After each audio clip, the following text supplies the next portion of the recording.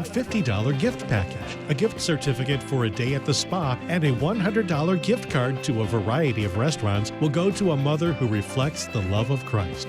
Go to moodyradio.org/Cleveland or text MOM to 440-546-2255. We'd love to help you say, I love you, Mom. When you become a believer, God gives you two gifts. He gives you a mirror and a picture. You're supposed to look into the mirror and contemplate the picture. The mirror shows you what you look like now, and the picture, well, that's a picture of Jesus. God says that's what you are, and this is what you'll become. Sometimes it's going to hurt. Sometimes you'll mess it up. Sometimes you won't even believe it's happening. But trust me on this, one day you'll look just like Jesus. So look at the mirror and wince, but don't forget to look at the picture and rejoice. Rejoice and relax too. God's promised to get the job done. I'm Steve Brown. You think about that. Share what you just heard with a friend. Go to youthinkaboutthat.com. Welcome to today's encouragement from Our Daily Bread.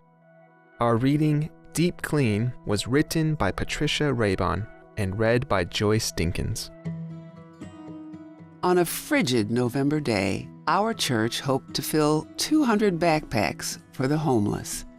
Preparing to help fill them, I sorted through the items donated, praying to find new gloves, hats, socks, blankets. Then I noticed an item that surprised me: washcloths. I'd been focusing on helping people stay warm and fed. Someone had remembered to help our recipients feel clean. The Bible speaks about another kind of clean, cleanliness of heart and spirit. Jesus pointed this out as he decried the hypocrisy of the teachers of the law and the Pharisees.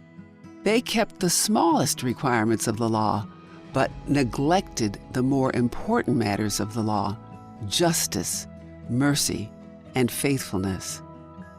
In Matthew 23, Christ told them, "You clean the outside of the cup and dish, but inside they are full of greed and self-indulgence. First clean the inside of the cup and dish, and then the outside also will be clean." Acting as if we are spiritually spotless is just a show if we don't seek the cleansing found in Christ. "What can wash away my sin?" asks an old gospel song. Nothing but the blood of Jesus. A new washcloth can be a gift to wash us on the outside. Jesus cleans us on the inside, washing away even the worst of our sins. Today's encouragement was provided by Our Daily Bread Ministries. Loving God with our hearts and our minds. It's Mornings with Brian, live from the North Coast Family Foundation sponsored studios on Moody Radio Cleveland. WCRF Cleveland. WVMS Sandusky. WVML Millersburg. WVMN Newcastle. WVME Meadville. WVMU Ashtabula. And with the Moody Radio app or at moodyradio.org/Cleveland. Pope Francis is dead at the age of 88. It's 6 o'clock. I'm Ron Eastwood, Moody Radio News. The leader of the Roman Catholic Church passed away earlier today, about a month after leaving a hospital in Rome where he was treated for various respiratory ailments. A statement released by the Vatican read in part, "The Bishop of Rome, Francis, returned to the house of the Father." Solon police are investigating a Friday hit-skip accident. A bicyclist riding on Miles Road was reportedly hit by a dark-colored late-model Honda Civic shortly before 5 p.m. The driver did not stop at the scene and left the victim behind, suffering from serious injuries. And charges are moving forward against a Bucknell CLC student accused of assaulting two people in a Thursday incident. Police report the 16-year-old struck both a 55-year-old teacher and a 15-year-old fellow student with a Stanley Cup. In sports, the Cavaliers blew out the Heat 121-100 in Game 4 of their first-round playoffs, and the Guardians swept their series against the Pirates following a 5-4 win in extra innings. Here is your Moody Radio Cleveland forecast. Showers today with a chance of thunderstorms. It'll be breezy and warmer with highs in the lower 70s. At last check, mostly cloudy skies, 60 degrees in Cleveland, 59 Akron and Canton, 58 in Ashtabula.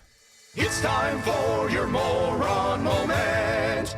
There's nothing more classically British than afternoon tea, which makes National Tea Day on April 21st a wildly popular occasion in the country.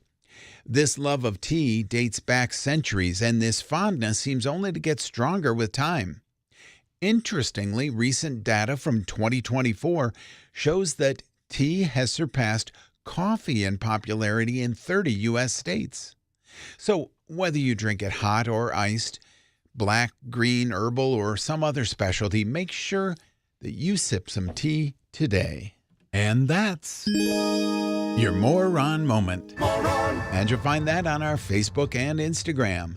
It's 6:02. With Moody Radio News, I'm Ron Eastwood. Broadcasting live from the Bob Devine Studio. It's Mornings with Brian. Want to join the conversation? Call or text now at 440-546-2255. It's Mornings with Brian on Moody Radio Cleveland. Mornings with Brian. Moody Radio Cleveland. 103.3 at 6 to 9 a.m.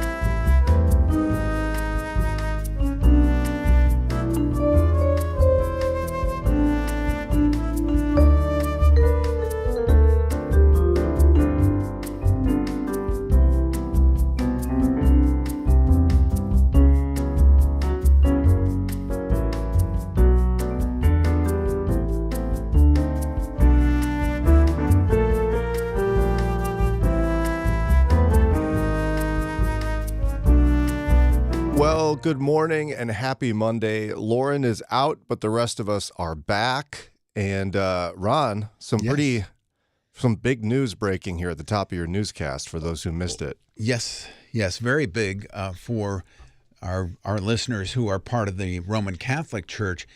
Pope Francis has passed away at the age of 88. He, interestingly, there's several unique things about Francis. He was the first Jesuit pope, the first pope from the Americas. He was the first non-European pope in over a millennium. Yeah. They tend to stay right there in Europe. Well, and the most of them have been Italian. Mm-hmm. The vast majority have been Italian. Yeah. We're going to talk in more detail about this in a few minutes, but I just want to make sure we acknowledge out of the gate. Yeah. For those Roman Catholics waking up, it's a big piece of news, and for human beings on Earth, it's a big piece of news, historically speaking. Again, we'll get to more of that in just a few minutes. But did y'all have a good Easter? Yes. Yeah, it was nice. Anything exciting or interesting or unique this year? More Easter eggs. Yeah. So you did a hunt or what? Yeah. With the grandkids? Yeah. We were at my brother-in-law and sister-in-law's. Make sure I get the right coupling there. And 3 of us adults went out and hid the eggs. And we didn't really hide them very hard because the older kids are going to find them no matter how hard you find them. And the younger ones, well, they need it to be kind of easy. Yeah. Right. Going to lose interest pretty quickly if they can't find them super easy. Yeah, my church in the Broadview Heights area would do like 2 different sections. They would just lay them on the ground for toddlers and told the older kids, stay away from these. Mm-hmm. And the little kids would still struggle. That's just the cutest part about it. We did an Easter egg hunt a couple of years ago. I think it was like 2 years ago on our little property in Nelson Township. And I noticed very quickly afterwards, like 2 years ago, there was still an egg, a purple egg sitting behind the garage on like this thing. I left it there. Okay. For the last 2 years. And yesterday we didn't do an Easter egg hunt and the kids were kind of griping about it. So I was just like, well, there is one still out there. Back at the old house. My younger boys went out for a while, came back in. You needed to give us another hint. Gave another hint, went out, came back in. I told them where it was. They found it. And then they were debating about whether the jelly beans inside could be eaten. I think not. Only one way to find out. That was my answer was, I don't recommend it, but ask your mother. I don't know what their mother said, and I don't know whether they ate them, but if I suddenly have to leave because one of my children's violently ill, although, I mean, a jelly bean. Those things are good through a nuclear apocalypse, I'm right. sure. I believe so. I'm not even certain there is a expiration date on those. Yes. It's probably extra crunchy, but probably still okay, I guess, unless something got into them. After a nuclear holocaust, the cockroaches will be eating jelly beans. Yes, there'll be plenty to go around. Now, what do you guys make for Easter dinner? Do you have a tradition on this? We didn't do anything this year. We have had kind of a hectic couple of weeks, so Jamie and I just kind of took a rest day, which was nice. Very good. It was a beautiful day. It was very nice. We're cleaning the leftovers out of the fridge night, so that was nice. I didn't have to cook. Normally we do fish. Okay. My dad has a lot of health issues. I know a lot of people do like either lamb or ham. He can't do red meat, so fish just kind of became our thing. What type of fish do we eat?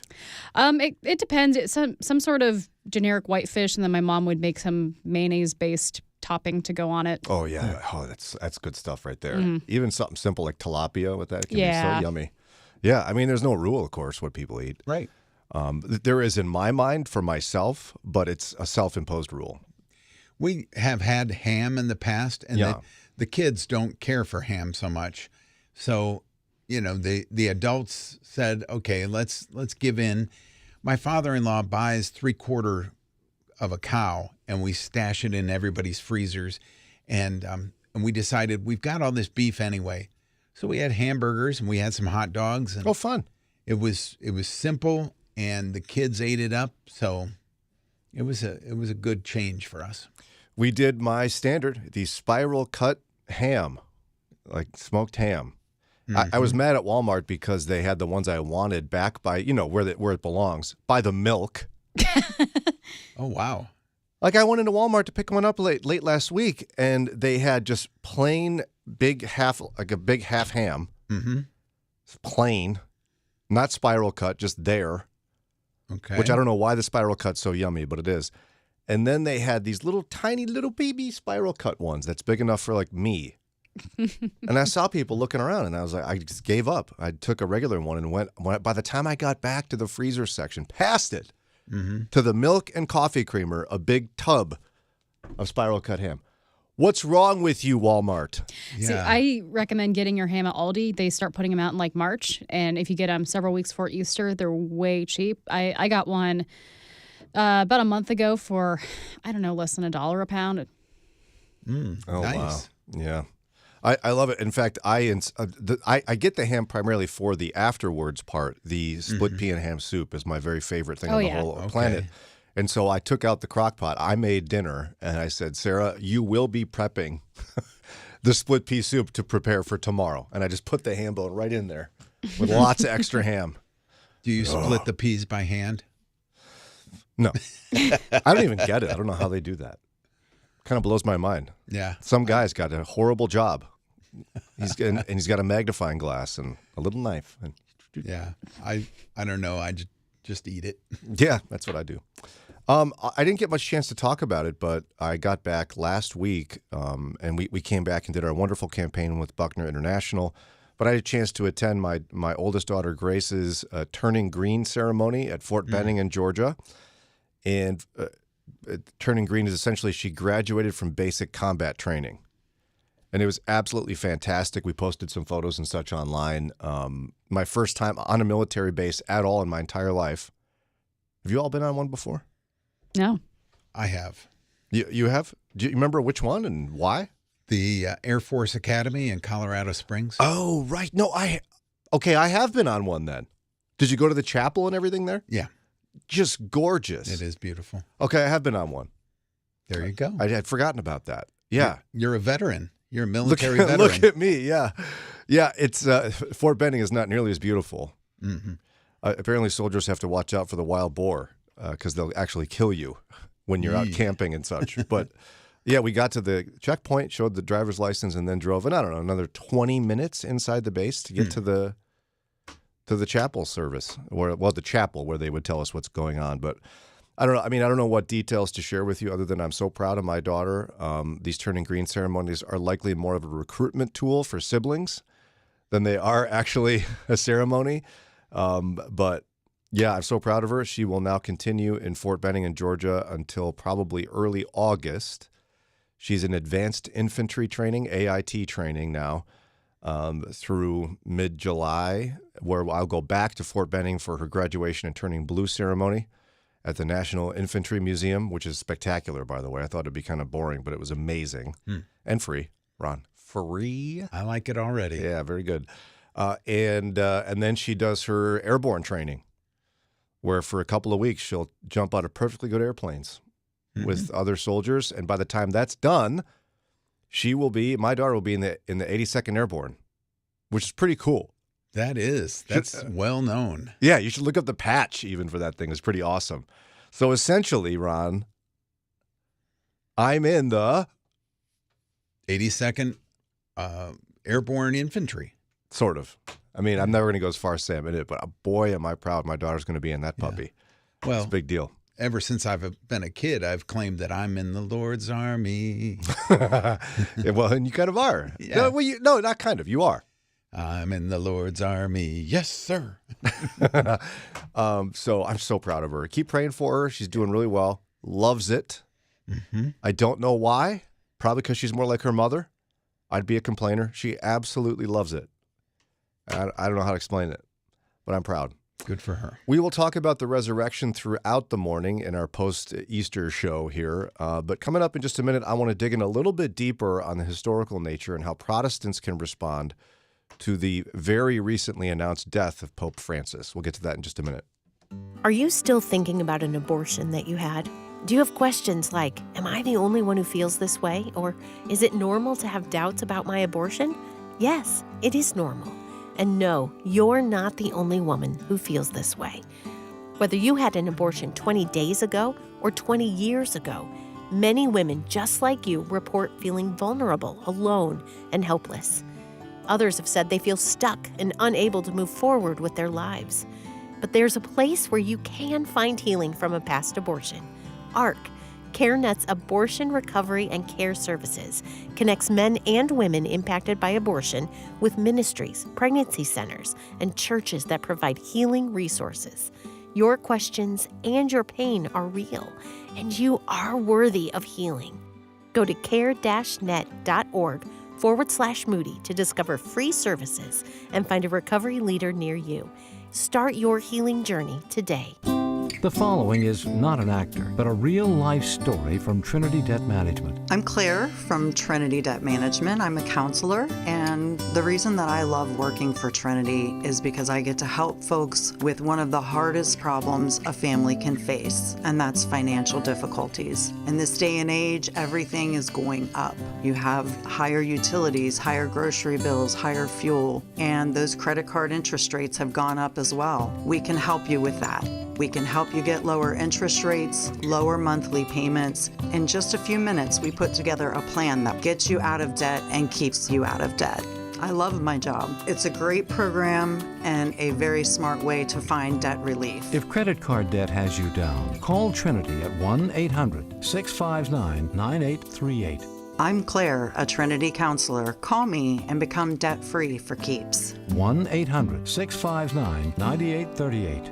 Join the conversation by call or text at 440-546-2255. It's Mornings with Brian on Moody Radio Cleveland. Mornings with Brian.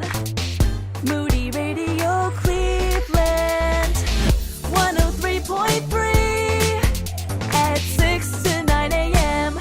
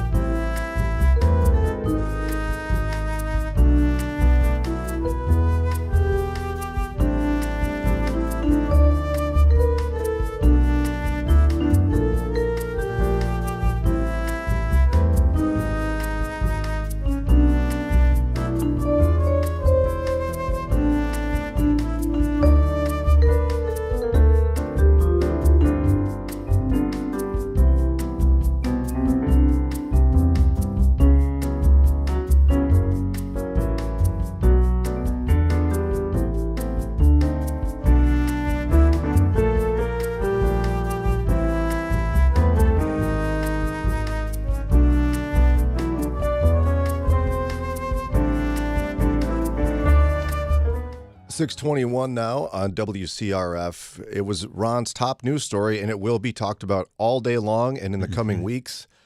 Pope Francis passed away at the age of 88 just a little while ago. I want to get into more of that in just a minute, but a quick heads up for you that you got to mark May 8th on your calendar. May 8th at the IX Center is going to be the annual Cleveland Leadership Prayer Breakfast. Now, you could get tickets. You could also sponsor a table. Right. But we got a contest running. You could enter to win a pair of tickets to attend the breakfast with our team. As I understand it, we have two tables? Yes. It's the boys' table and the girls' table.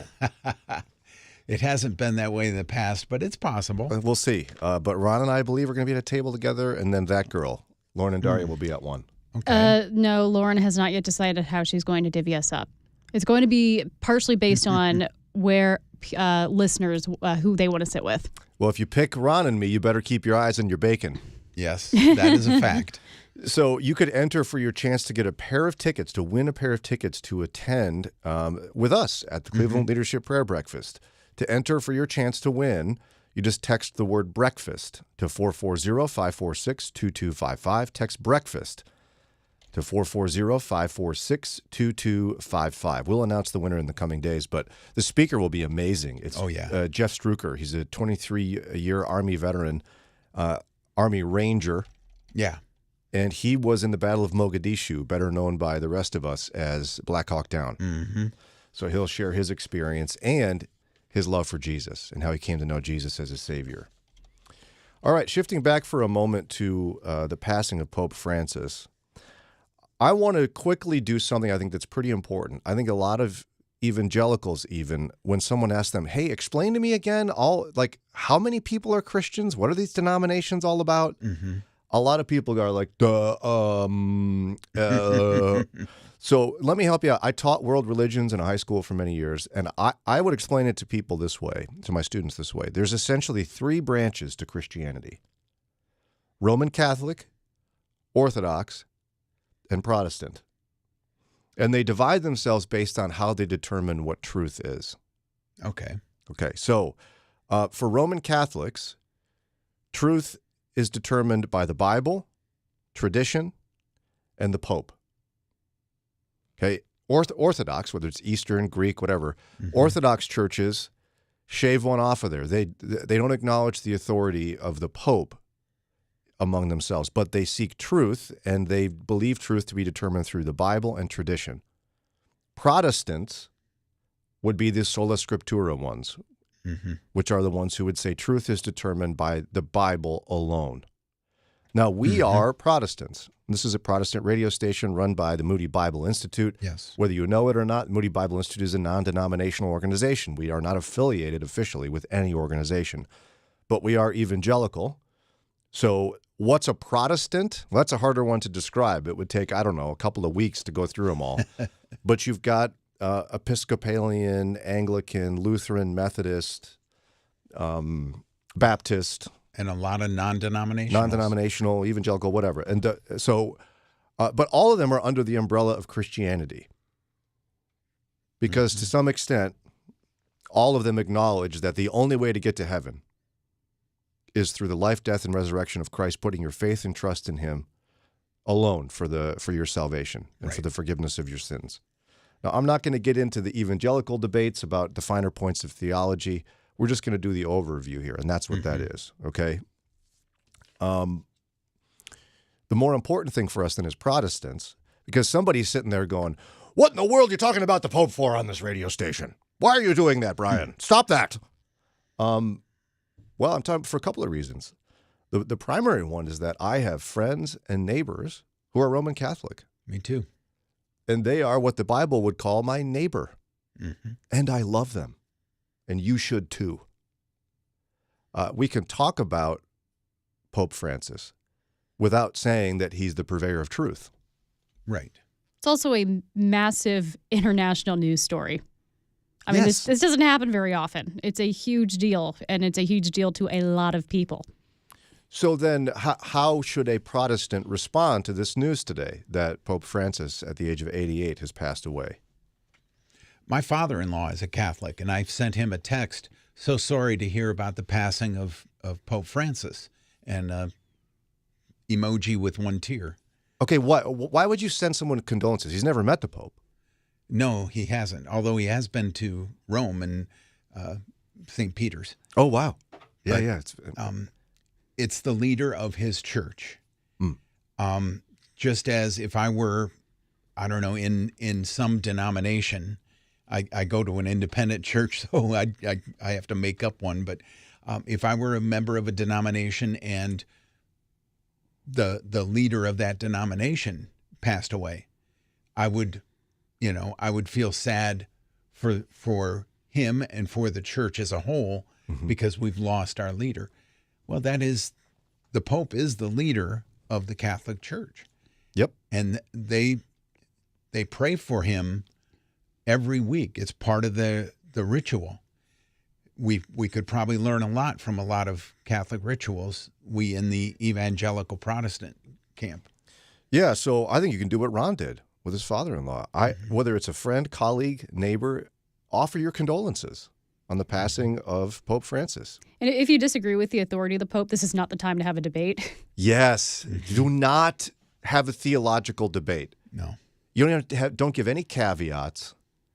If you were sorry, if your atheist neighbor's parent died, you wouldn't debate atheism with them. You would just be sorry for their loss and love them. Mm-hmm.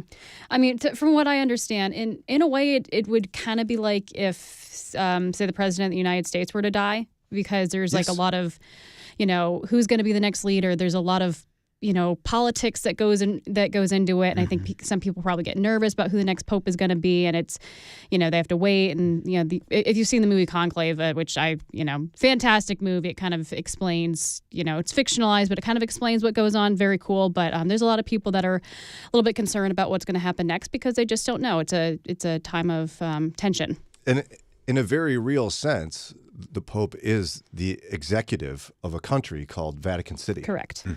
And so they actually they're not subject to Italian authority, but they're located in the center of Rome and his country. And they act that way. So they are electing a new president, leader. so to speak. Yeah. The leader of one of the largest, denominations, religions in the world. We can also, I think, pray for God's sovereign will to be accomplished and who the next pope would be, as that person is often, dare I say, always a strong advocate for the value of human life made in God's image around the world. And I would also say another response from Protestants is watch history unfold, because history is cool. I'm a nerd, but I try to look up some basic facts. Now, a Roman Catholic would tell you that the selection of a pope has gone all the way back to St. Peter. Right. But officially, in a very strictly legal sense, the very first conclave, like we're about to watch unfold here very soon in Rome, was it elected Pope Innocent V in January of 1276. It's a long time ago. That's how long they've been doing this. Isn't that wild? It's longer than most countries that are still in existence today. Yeah. Now, most of the conclaves last just a couple of days. However, the one in 1268 lasted 2 years. Oh, boy. Over 2 years. Wow. 2 years without a leader. And if I recall correctly, I could be off on this. I think that was when they elected Adrian of Utrecht to be the pope, the first non-Italian pope. They couldn't decide who it was going to be, so they picked the oldest guy in the room to give them extra time. And it was him. Knowing they could reconvene in a couple of years. And he died very shortly thereafter. 1922 was the longest conclave in the 20th century, and it lasted 5 days and had 14 ballots. And so you might be saying ballots. Yeah, so here's how it works. In the Roman Catholic Church, there's a hierarchy of authority, the Pope being at the top. The next layer are cardinals, okay? The College of Cardinals gets together. They all of them are going to fly to Rome.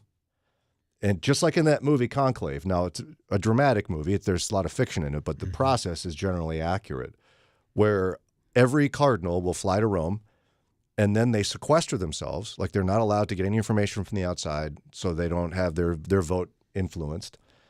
And they meet every day in the Sistine Chapel, the actual Sistine Chapel, the historic one.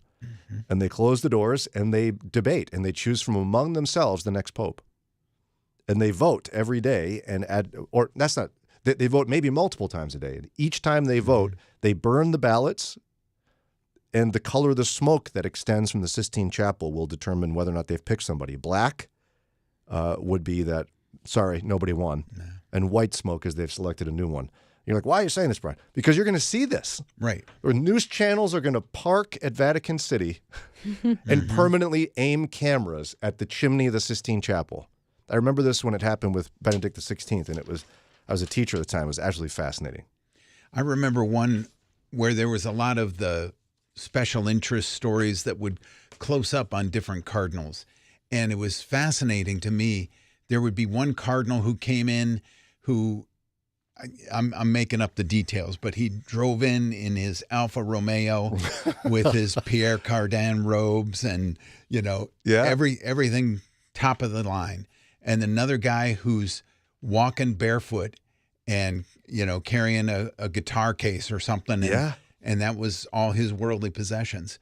And they vary so much in personality and every way possible. Well, they're from all over the globe, so I mean, it really is a convergence of cultures. Mm-hmm. And again, it's imagine locking a group of people in the room and saying, "Pick your leader." It's intense. So be praying for our Roman Catholic friends. Again, we're a Protestant station if you're just tuning in, but what we're doing is we're loving our neighbor, our Christian neighbor, Roman Catholics. We're so sorry for your loss, and we pray for God's comfort for you. And I think the rest of us in the Protestant church can do the very same thing today with our Catholic neighbors. It's 6:33. We're up against a break to pause for prayer. When we come back, our friends Joe and Cindi Ferrini will be here. They're going to chat with us about things to keep within your marriage. I'm Barb Karayan, and this is Pause for Prayer. Have you ever been fooled by artificial intelligence and the technology that is able to make things appear real? Maybe it was an interview you watched with an individual you know and you were shocked by their derogatory statements. It was his or her voice, but it was not the genuine interview. Or maybe a picture or video of some amazing insect that you liked or forwarded on social media, only to find out it doesn't really exist. AI can answer any questions you have, give you greater knowledge, and even write your college essay paper. It can make things appear genuine and real. Would you pray with me? Jesus, you warned us in Matthew 24. You said, "Take heed that no man deceive you, for many shall come in my name, saying, I am Christ, and shall deceive many. For there shall arise false Christs and false prophets, and shall show great signs and wonders, insomuch that, if it were possible, they shall deceive the very elect." Lord, protect us, your church, from the deception that already exists and seems to be getting more difficult to discern. Remind us that we have a real enemy who prowls around looking for someone to devour. As you told your disciples during a time of great spiritual warfare, watch and pray that you fall not into temptation. Lord, draw us into deeper prayer. Give us the urgency to grow in the knowledge of your word, of truth, so that we can recognize what isn't. We thank you, Lord, that you have power over our enemy, and though we do not have to be afraid, we must not be ignorant of his tactics. Father, strengthen us, our churches, the body of Christ all over the world, that we will be prepared for the repackaged deception that is influencing us. May we be wise as serpents and gentle as doves as we fight against this enemy, so that we can boldly serve you and share what is true and genuine, the good news of Jesus Christ. Amen. Making assumptions is rarely a good idea. That's true when it comes to thinking healthcare costs can't be affordable. Christian Healthcare Ministries has been helping believers meet their healthcare needs for over 40 years. It's not insurance, it's a ministry. Visiting chministries.org/Moody eliminates assumptions and shows how this unique model has worked to meet the healthcare needs of hundreds of thousands of Christians. Get more information and have your questions answered at chministries.org/Moody. I love you. Whether you are a mother, have a mother, or know a mother, Moody Radio wants to bless and celebrate moms this Mother's Day. Enter our Moments with Mom contest from April 21st to May 4th for a chance to win a spa and dinner package for the special mom in your life or for yourself. It's easy to enter. Just fill out the entry form and tell us what makes your mom truly special. Enter at moodyradio.org/mother. That's moodyradio.org/mother. I love you. I love you. They say family knows you best. Here's Brian's older brother with a message for you. I always knew my little brother had the gift of gab, and he proves it to you every morning. It's Mornings with Brian on Moody Radio Cleveland. Mornings with Brian. Moody Radio Cleveland. 103.3 at 6 to 9 a.m.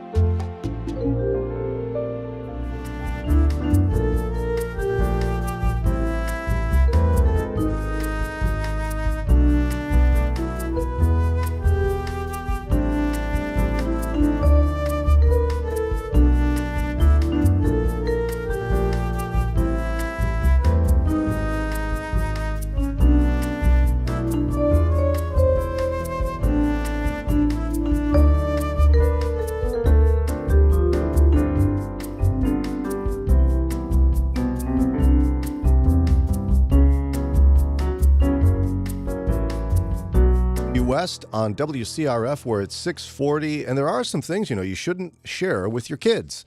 Joining us to talk about that are our friends, Joe and Cindi Ferrini, who spoke nationally for Family Life's Weekend to Remember Marriage Getaway for over 20 years, and they've been contributing to Pause for Prayer for many, many years as well. Welcome back, you two. Thank you. Good morning. Good to be with you. You've got a really helpful list here. Where did you get this list of things you shouldn't share with your kids?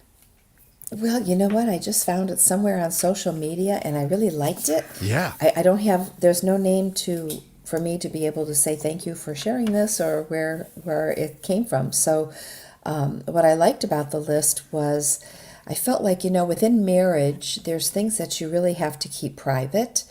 Then there's things that you should share with your children so that they can learn from some of your mistakes and things like that. But also there's some things that just you should maybe never share, and some things you shouldn't share maybe until a certain age. So I broke it down into, and we might not get through all of it, but I broke it down into 3 areas. One was relationships.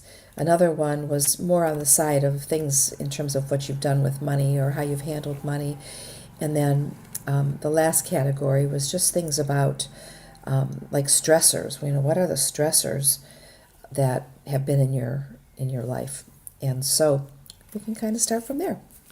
I love it. I think it's just super important to talk about because, the extreme caricature would be the 1950s dad, Ward Cleaver, who comes home and you don't even know where he works. But you know what I mean? You don't know anything about this guy. To somebody and you don't even wonder. Right. But I mean, the opposite is an equal problem. If you overshare with your kids, you could overwhelm and emotionally damage them. Sure. Yeah, absolutely. I think so. So let's start with that relationships category. I'm sorry, Joe, go ahead. No, I was just going to say, I think what Cindi mentioned earlier was just the age appropriateness of sharing certain things.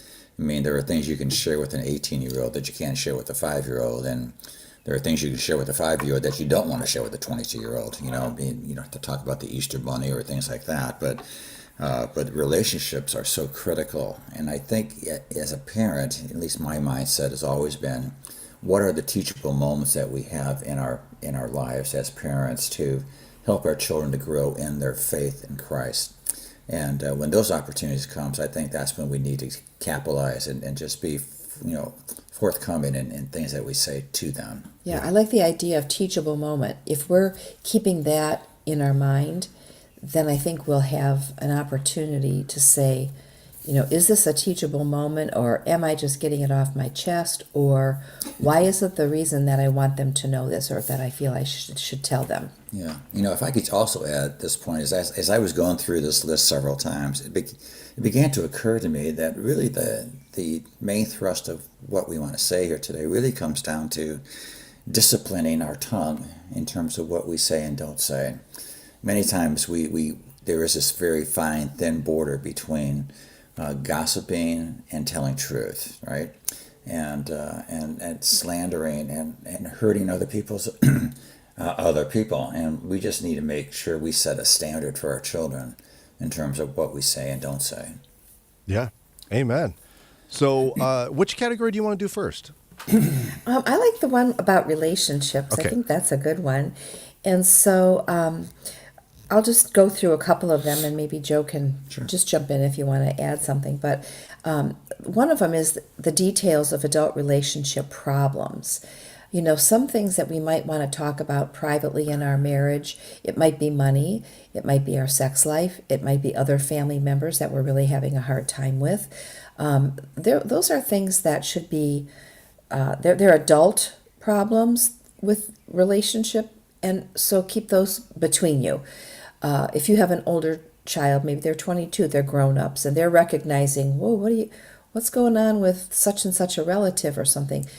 There may be times that you need to share things. I know in our own personal family relationships, there's been a few things that we've had to just be very careful about, because some of another person's life, we might know quite a few things that they would rather us not share. Yeah. But they're also pertinent to some of the growing up of our children in some ways. And so at the right ages, we were able to share some things, not to color their view of those people, but to later on give a bigger picture of perhaps why some things were the way that they were. Yeah, it's so important to try to keep a perspective of what are our children hearing. We know what we're saying, but what are they hearing when they filter through their little mindset that they have.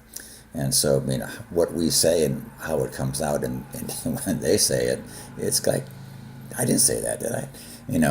To them. And so just have to be really very careful and make sure we filter the things we say very carefully through their little ears. Mm-hmm. Yeah, and I like how this says you don't share the details of adult relationship problems. I mean, kids can tell when there's conflict. They're not stupid. Mm-hmm. But you don't need to tell them all the nitty-gritty details. You can say, you know what, I'm having a disagreement with Uncle Jimmy, but we love him very much, and I know we're going to work this out. Right? Isn't that essentially it? Right. Yeah, And also, there may be things in that other person's life, decisions they've made or things that they've done in their life that actually affect your own family, But at certain ages, the children are not needing to be privy to that information. Maybe that's for later on. No, that's really so good, Cindy. It kind of what you just said there, Brian, kind of prompted me to keep in mind that what we say in our house and we think is personal to our family doesn't stay in our house a lot of times because they're little. And I can remember very, very distinctly. We had made a major decision in our family, and that we were going to move to a certain place, and the place was much different than where we lived before. And we were trying to get a feel for what other people thought. Well, we didn't have to go any further than their children, because from their children, we heard the parents' opinions, like who do they think they are? Or, they can't afford this house. They're poor. They don't have any more money, and so sure enough. Out of the mouths of a 6-year-old, 7-year-old, they come up to me and say, "Do we have any money? Are we poor? And where did they get that from? Well, they got that from the children of parents who have, had these issues of sharing with them things they should never have shared. Yeah. So we found out real quick what our quote unquote friends thought about our move, because through what their children said, because a 6 or 7-year-old is not going to come up with a bankruptcy statement. So. well, and that's true, and then also that gave us the learning experience to be careful of what we said to our children, Absolutely. Knowing that it might enter the home of somebody else too. That if we had something private, we needed to make sure that stayed within our marriage. Yeah. Well, I on the opposite end of that, I can add something recently where, before she left for boot camp, we actually, my wife and I took my oldest daughter, Grace, who's 19, out to coffee because there was a family issue, an extended family issue, and we wanted to read her into it and get her advice. And she actually had some really wise and insightful things to share with us. And we thought it was important to, do what this is saying. It's over time, as you indicated, there may be a time when you actually do read them into it, but not when they're young. Right. Absolutely. So that's great.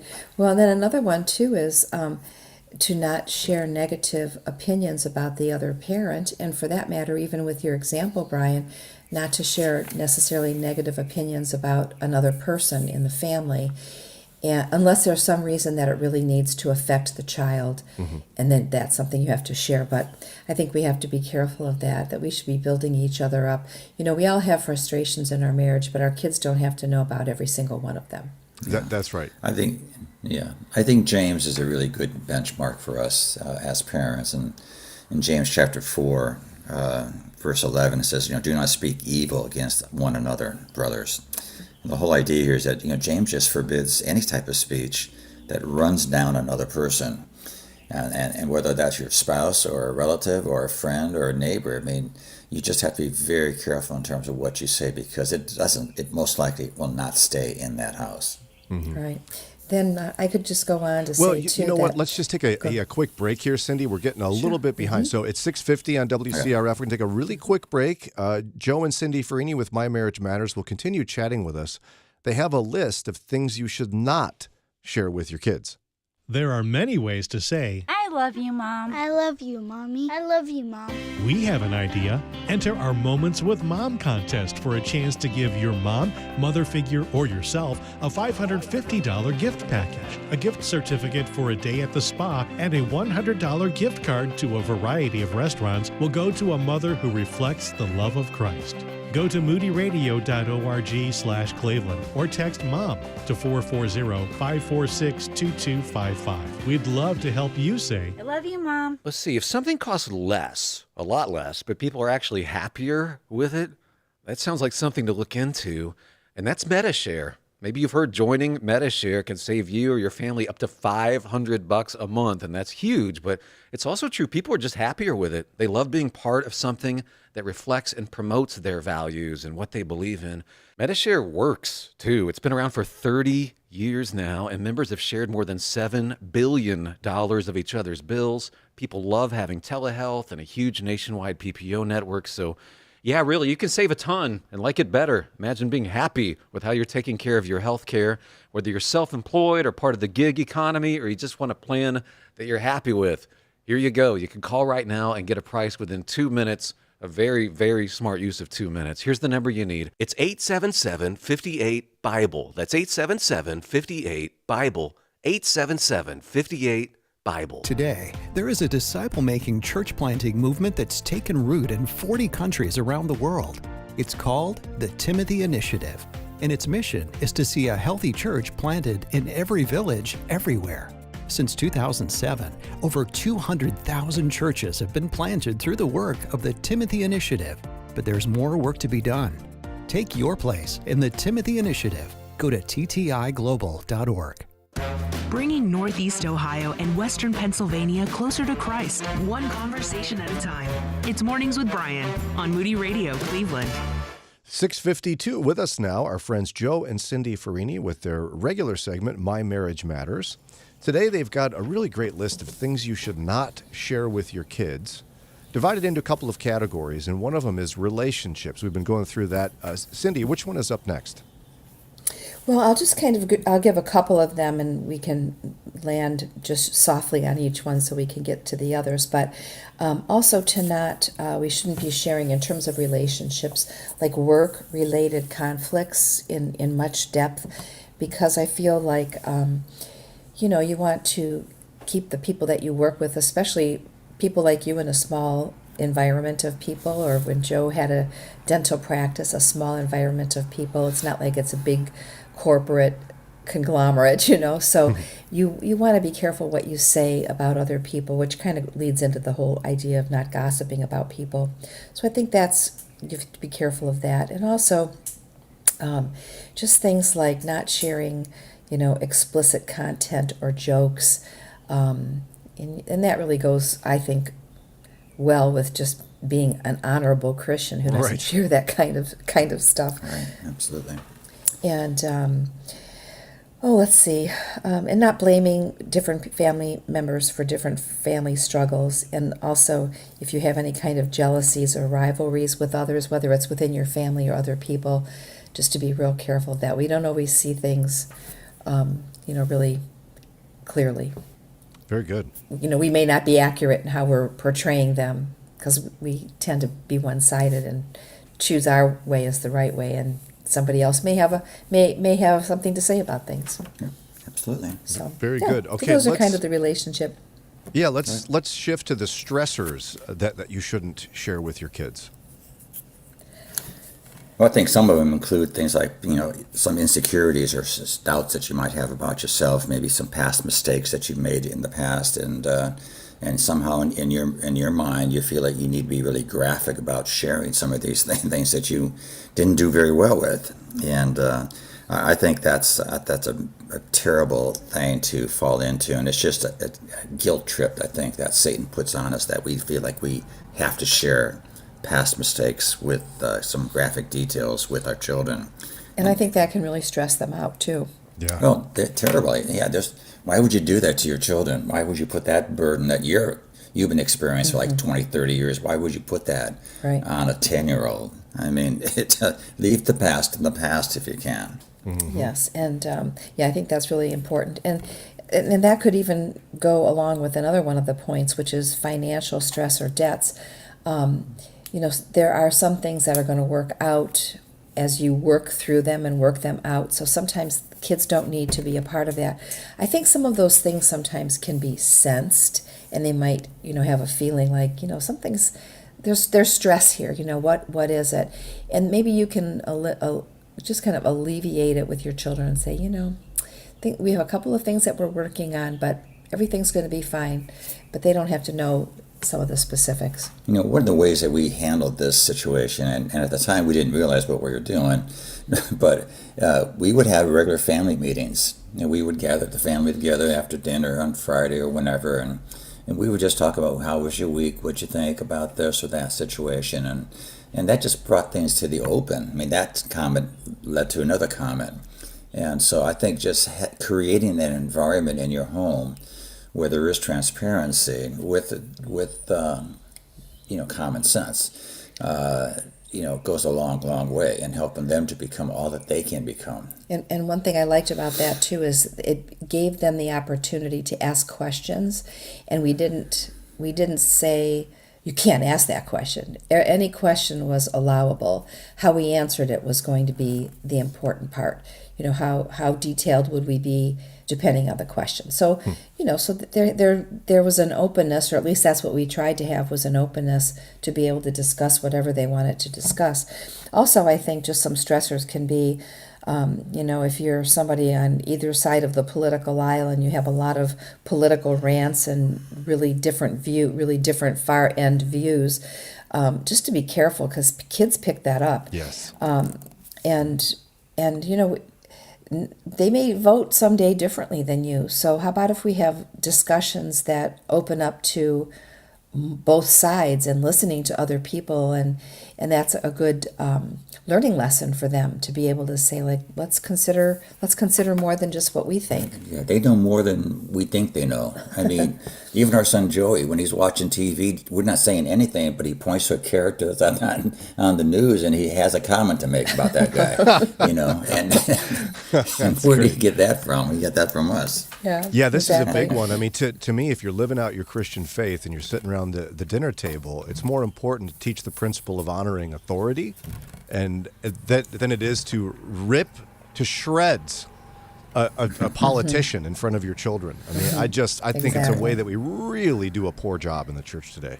Yes. Yeah, I think some of that's going to also play out with how do you have conversations with other people, just in everyday life, walking through the neighborhood, if you're with your kids, and what kind of conversations do you have, and how do you respond to different topics.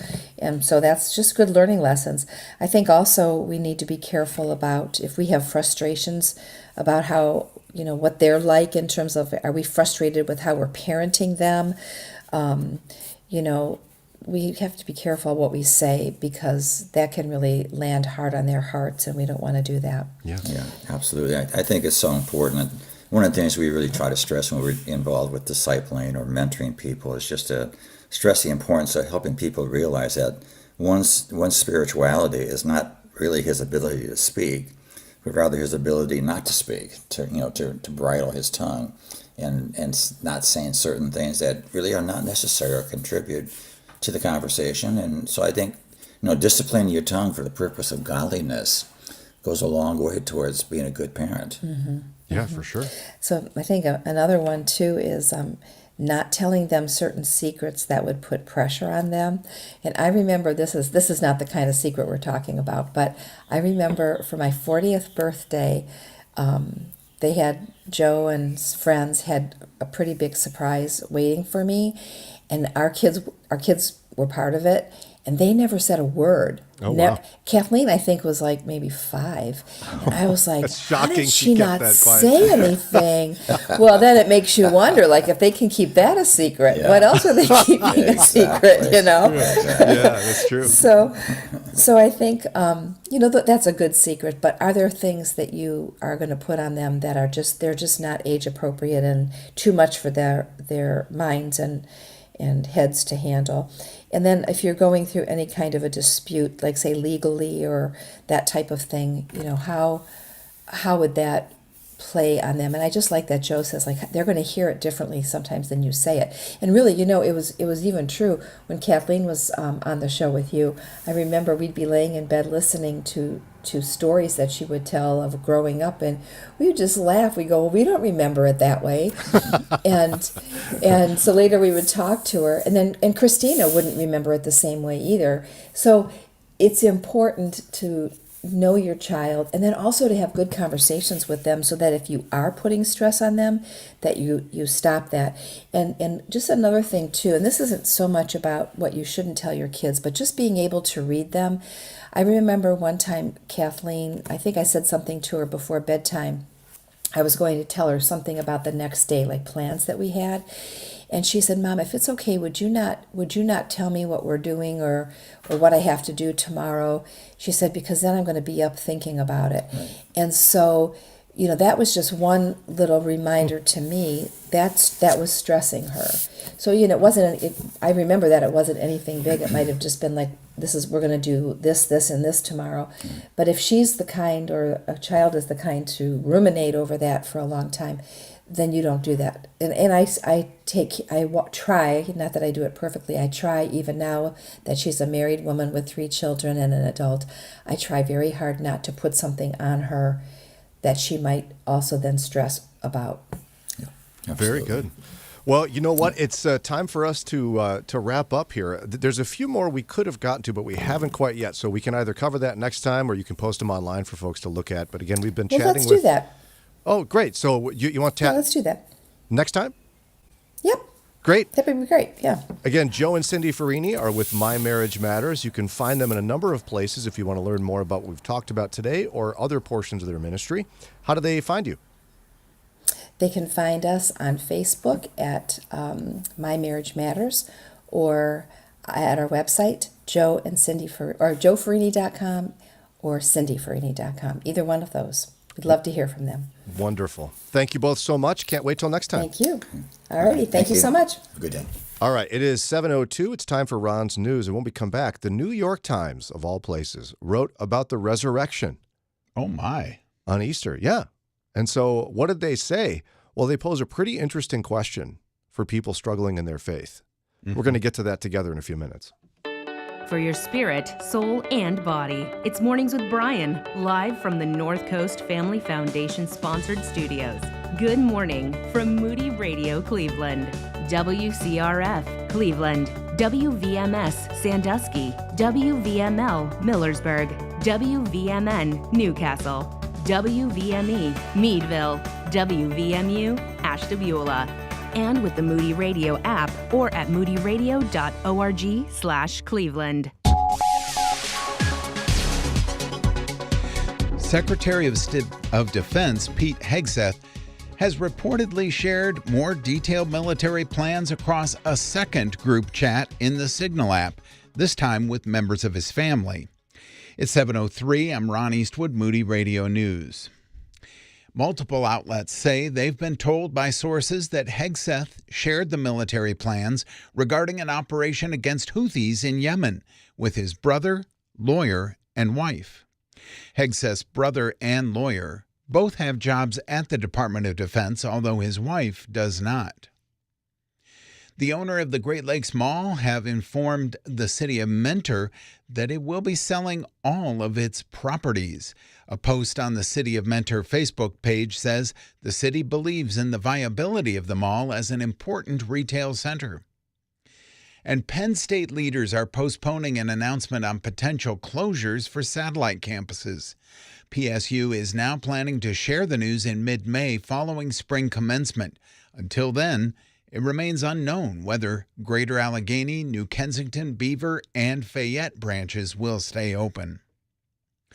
In sports, the Cavs blew out the Heat 121-100 in Game 1 of their first-round playoff series, and the Guardians swept their series against the Pirates following a 5-4 win in extra innings. Here's your Moody Radio Cleveland forecast. Showers with a chance of thunderstorms. It'll be breezy and warmer with highs in the lower 70s. At last check, cloudy and 60 degrees in Cleveland, 59 in Akron and Canton. Light rain being reported in Ashtabula, where it's 55 degrees. It's time for your moron moment. There's nothing more classically British than afternoon tea, which makes National Tea Day, April 21st, a wildly popular occasion in that country. The love of tea dates back centuries, and this fondness seems only to get stronger with time. Now, interestingly, recent data from just last year shows that tea has surpassed coffee in popularity in 30 U.S. states. So whether you drink it hot or iced, black, green, herbal, or other specialty, make sure you sip some tea today. And that's your Moron Moment. And you'll find that on our Facebook and Instagram. It's 7:05 with Moody Radio News. I'm Ron Eastwood. Broadcasting live from the Bob Devine studio, it's Mornings with Brian. Want to join the conversation? Call or text now at 440-546-2255. It's Mornings with Brian on Moody Radio Cleveland.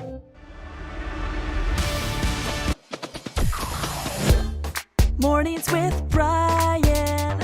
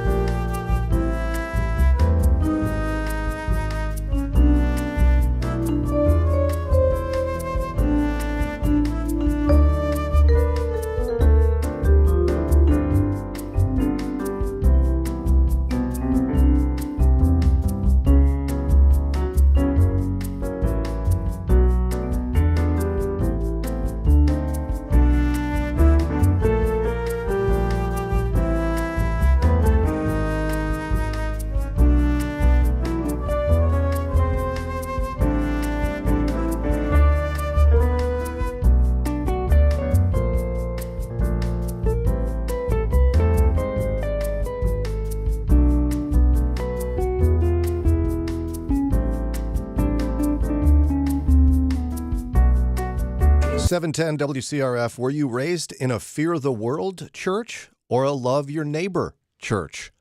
The New York Times asked that question. We're going to get to that here in just a second. But first, we have a contest running that I'm super excited about. The Cleveland Leadership Prayer Breakfast is an annual event that's been going on for decades now. Yeah. And it packs out the IX Center. If you haven't been, you got to go. It's a great opportunity to bring a spiritually curious colleague or friend because while it says prayer breakfast, it's something that I think anybody could go to, whether they're Christian or not, and feel very comfortable. They've got a great speaker this year, too. Oh, yeah. I think he's going to appeal to a lot of people, religious and not. I don't know how they find these speakers, but every year I go, oh, they'll never top this one. They had a guy who was a homicide detective in L.A., in the 90s, they had somebody who was a mob boss. Yeah. David Franzese, I remember him. Yeah. They had that giant guy last year from the Hall of Fame. Yes. Super tall guy with the sport coat. Clearly very famous. Dave. I'm not a football guy. This year, it's Jeff Struker. He was, he's an Army Ranger. He's a vet. And one of the most pivotal moments in his life was at the Battle of Mogadishu in Somalia. The film Black Hawk Down might sound familiar. Yeah. He lived that out. And he's going to share not only his incredible story, but also he's going to share how Jesus captured his life. And so we'd encourage you to bring a friend. And we have a contest running where you could enter for your chance to win a pair of tickets to attend with us. We've got a couple of tables. Ron and Lauren and Daria and I will all be there. You can sit with us. It'll be great. We're not going to broadcast this year. We're just going to hang out with you at the table. It'll be fun. Okay. Again, as I'll say, though, keep an eye on your bacon if you're with Ron. And seriously, no promises. I mean, it's to every man for himself when there's bacon involved. So enter for your chance to win. Text the word breakfast to 440-546-2255. Text the word breakfast to 440-546-2255. We'll send you back a link for you to enter for your chance to win. All right, so David French wrote an editorial, an opinion piece in the New York Times for Easter about the resurrection, in a sense. And part of it, he asked a really curious question. He said this: when I talk to Christians who are struggling with their faith, one of the first things I ask them is this: were you raised in a fear of the world church or a love your neighbor church? So how would you guys answer that? Ron, how would you answer that? There was some of each. As you said that first, I'm thinking, well, there's that and there's that. We were a small church, 100 members maybe. And at one point, half of our annual budget was going to missionaries, whether they were foreign or domestic, And we had a map up in the back of the church with a string going to the place that they served, and then out to a picture of them. And usually there was like envelopes pre-addressed, so you could write a letter to encourage them. And so there was a definite missionary emphasis. But I don't know like so much about the local. I mean, we were taught, to love your neighbor as yourself, things like that. But I don't remember a lot of, like going to feed the hungry at Project Munch in Medina or something like that. But it doesn't sound like it was a fear of the world church, though. Not so much. There was some of that when the anti-rock was going around. You'd have a seminar where a guy would come in and tell you all about the horrible satanic influence of rock music. And I remember one guy was talking about Burundi, East Africa, and it was the Burundi beat that brought over this satanic. And I'm like, as I got older, I'm like, this doesn't even make sense. That's made up. It's not. Yeah. That is, yeah. Wild. Okay, Daria, were you raised in a fear the world church or a love your neighbor church? Definitely a fear the world church. Definitely? Yeah. What did that look like? I mean, I really don't want to go into too many specifics. Otherwise, I'm going to give away the denomination in which I grew up in. Okay, fair enough. But my entire family, both sides, belonged to this specific denomination. And so my parents left when I was pretty young. But kind of the the roots were felt for a very long time in my upbringing, and it's kind of something we all had to unlearn as the years and the decades passed. Yeah, and for me, I was raised in a very theologically light, love your neighbor church. Like, I didn't learn hardly any theology there, but it was a very welcoming kind of seeker-sensitive type thing, which was huge in the 90s. It was modeled after Willow Creek, the 80s and 90s. But I did spend time, Sarah and I were members of a church that was a fear of the world church. No question. And what I find fascinating is that neither of you asked me what I mean by that. Yeah, it was quite obvious. You just knew. And that's what David French wrote in the New York Times. He said, most people instantly know what I'm talking about. It's a great question, though. Isn't it good? And thinking back on how I grew up and how I know my parents were raised, it makes a lot of things about the things that we thought when I was younger make a lot more sense. And yet he frames it in that he will always ask that question first when someone reveals to him that they're struggling with their faith. Why do you think he connects those two? It would give some insight into their spiritual faith, what they're being fed, and then what you take in is likely what's going to grow inside of you. So if you're in a love your neighbor church, then you might be more outgoing with your faith and with your resources, but that might, lead to other repercussions, and vice versa. If you're a fear the world church, there's certain repercussions that are likely to come from that. Yeah. And it's an opinion piece. He undoubtedly shares with you his bias in which he thinks is the better church, the resurrection way to conduct a church. What we're going to do in a minute is break down what he thinks this means. We'll see how we feel about it. But what is the ultimate difference between a fear the world church and a love your neighbor church? We'll talk about those distinctives in a minute. The world is changing fast. AI, global crises, and shifting cultural landscapes are shaping future generations in ways that are hard to imagine. The question isn't if change is coming. The question is, how will we respond? Join Moody Bible Institute this May in Chicago for Future Church, preaching and leading the next generation. This powerful conference will equip you with dynamic preaching methods and cutting-edge leadership strategies to reach that next generation. Register now at moodyconferences.com. That's moodyconferences.com. Moody Radio's thankful for support from listeners and businesses like Deerfield Ag Services. They help in adaptation of new technologies and techniques of farm and business management. More information about Deerfield Ag and how they can help is at deerfieldagservices.com. Moody Radio is on the air thanks to the support of listeners and Hawkins Sales. They've been serving our region's electrical industry for over 40 years. More information about Hawkins Sales is at hawkinssales.com. Ever wondered if there's a way for Christians to meet their healthcare costs affordably and efficiently? A biblical lifestyle alternative to traditional healthcare options? The answer is Christian Healthcare Ministries. They've enabled believers to live out their faith while embracing a voluntary health cost ministry for over 40 years. It all starts with a visit to chministries.org/Moody to see how CHM meets values and healthcare costs. Get more information and have your questions answered at chministries.org/Moody. Good morning, Cleveland. Thanks for choosing us to help you start your day. It's Mornings with Brian on Moody Radio Cleveland. Mornings with Brian.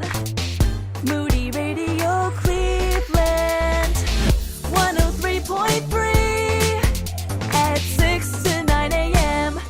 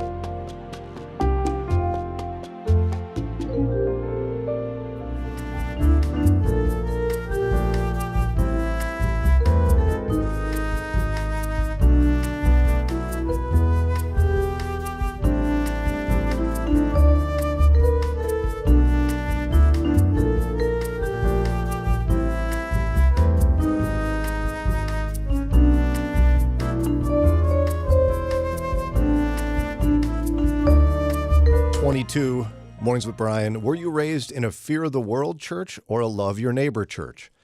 That was the question that an opinion writer for the New York Times asks people when they're struggling with their faith.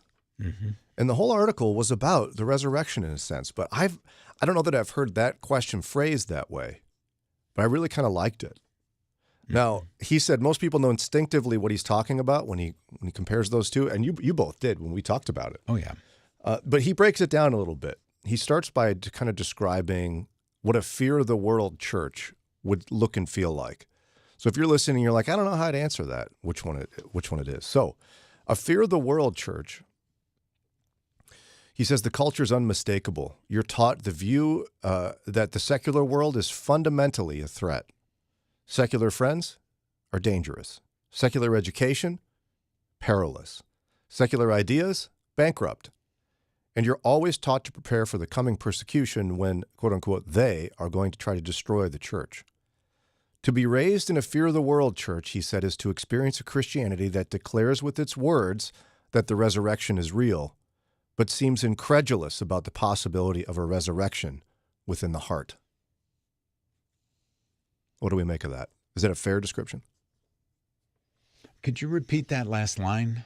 Yeah, he said, to be raised in a fear of the world church is to experience a Christianity that declares with its words that the resurrection is real, but seems incredulous about the possibility of a resurrection within a heart. Oh, you mean like the other hearts outside of the existing walls of the church can't be changed? Right. I got it. Yeah. Mm. It takes a minute because it's such a powerful line, but yeah, I mean, he's saying essentially you view everyone outside of the Christian church, dare I say your church, but the Christian church is a threat. And just irredeemable. We're not even going to waste our time with them. And they're scary. Mm-hmm.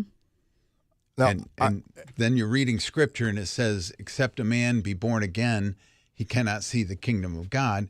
But if you're not in my church, I don't believe you can be born again. So therefore, it's just these 100, 200 people going to heaven and everybody else goes to hell? Well, and if you ask that, they'd go, no, of course not. People can be saved.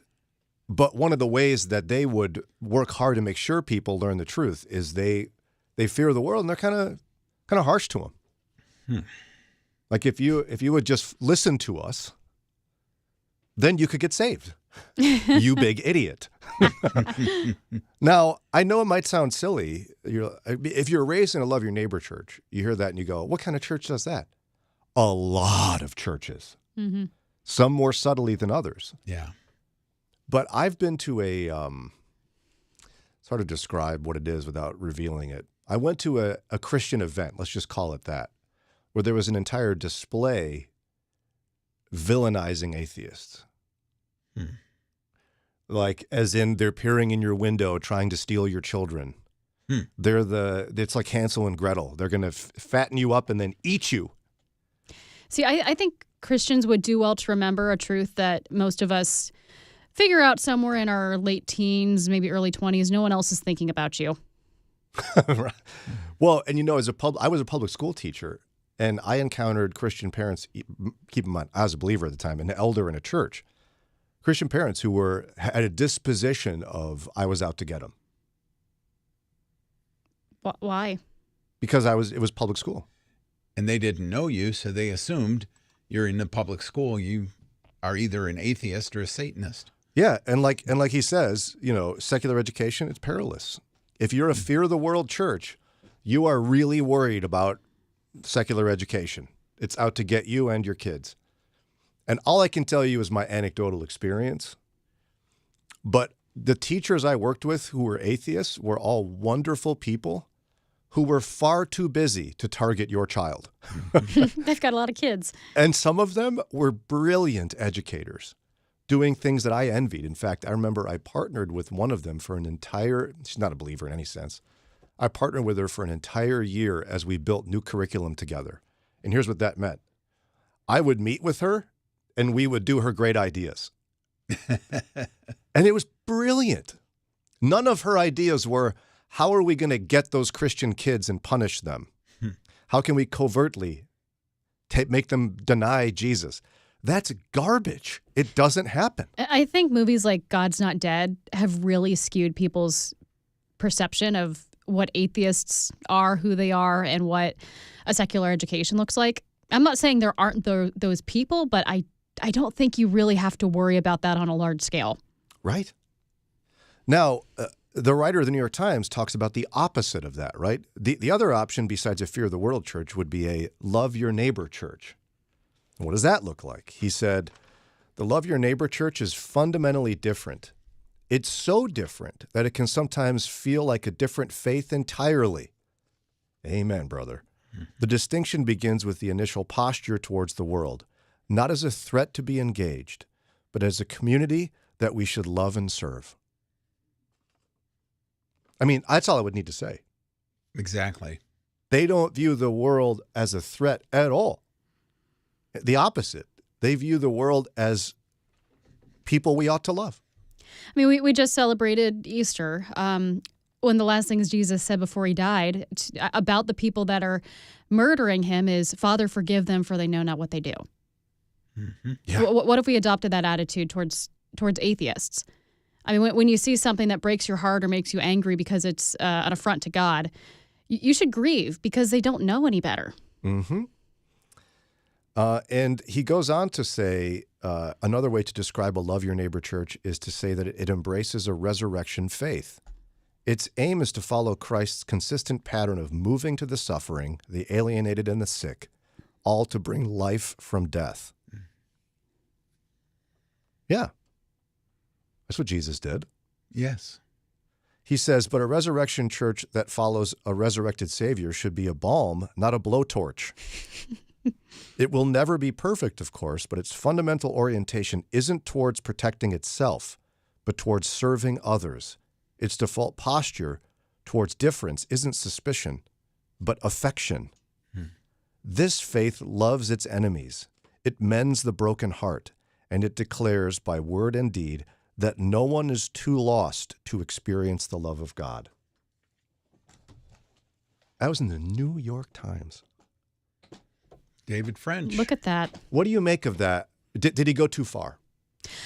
I mean, I don't think so. I'm still just marveling that a New York Times, a secular periodical, published this, and it's very good. And I think we have a lot to learn. And I think it does, kind of ironically, it proves his own point. Yeah. I don't think we have been completely ushered to the side, and we need to be in just cowering in fear of quote unquote the others. Yeah, I think he paints the picture of what the church is supposed to look like beautifully. And if you're uncomfortable with his description, maybe you think it like goes too far or doesn't do something enough.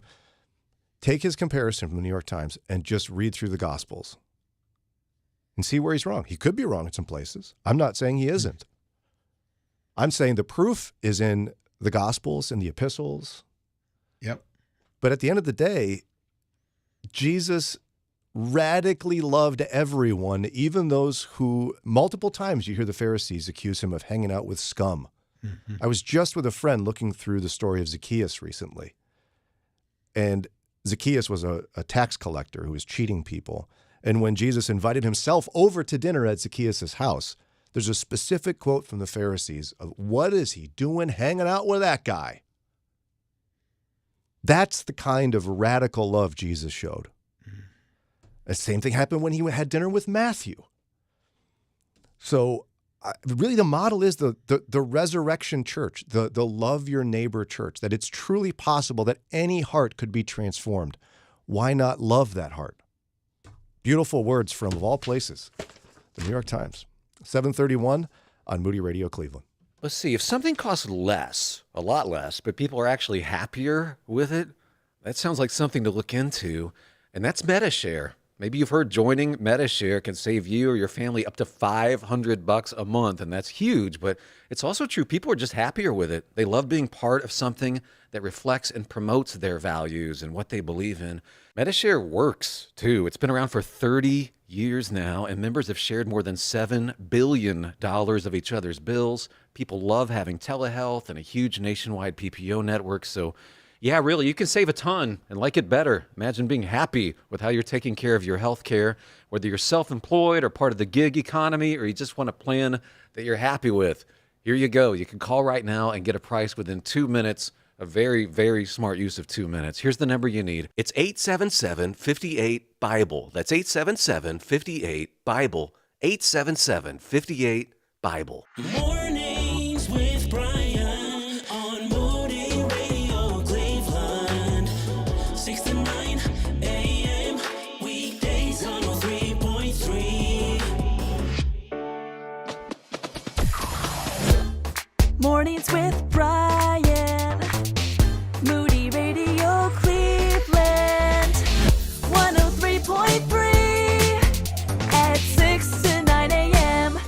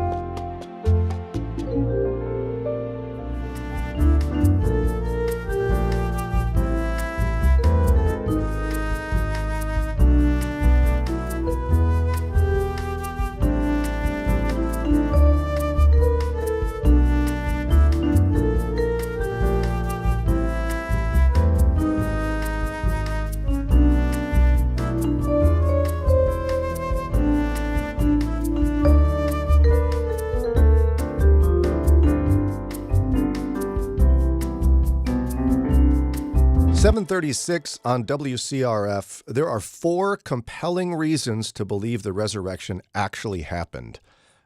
Happy day after Easter for you. Easter Monday. Easter, is that really what it's officially called? That's what I've heard it referred to as. Happy Easter Monday. Hope a great time was had by all. We had a great time. We had ham and church and the whole thing. Potatoes. Yum. You know. So obviously the resurrection is the big event in Christianity. People act like Christmas is the big event. It's a big event. It's not the event. On yesterday, on Sunday, we celebrated the main event of the Christian faith. And I know that there's people who listen to this show who are maybe on the fence. It's not all believers. I think it's mostly believers. But there's people who are on the fence about this. And there's also believers who don't know that there are actually, other than the Bible told me so, there are compelling reasons to believe the resurrection actually happened. And you can get a number of books that talk about it, but Relevant Magazine interviewed Lee Stroble about this. He's pretty, I mean, people know Lee Stroble by now. You guys are familiar with The Lee Case Stroble. for Christ. Mm-hmm. Yep, and all the Case for books. And if you're not familiar with it, basically he was an atheist. He's an investigative journalist.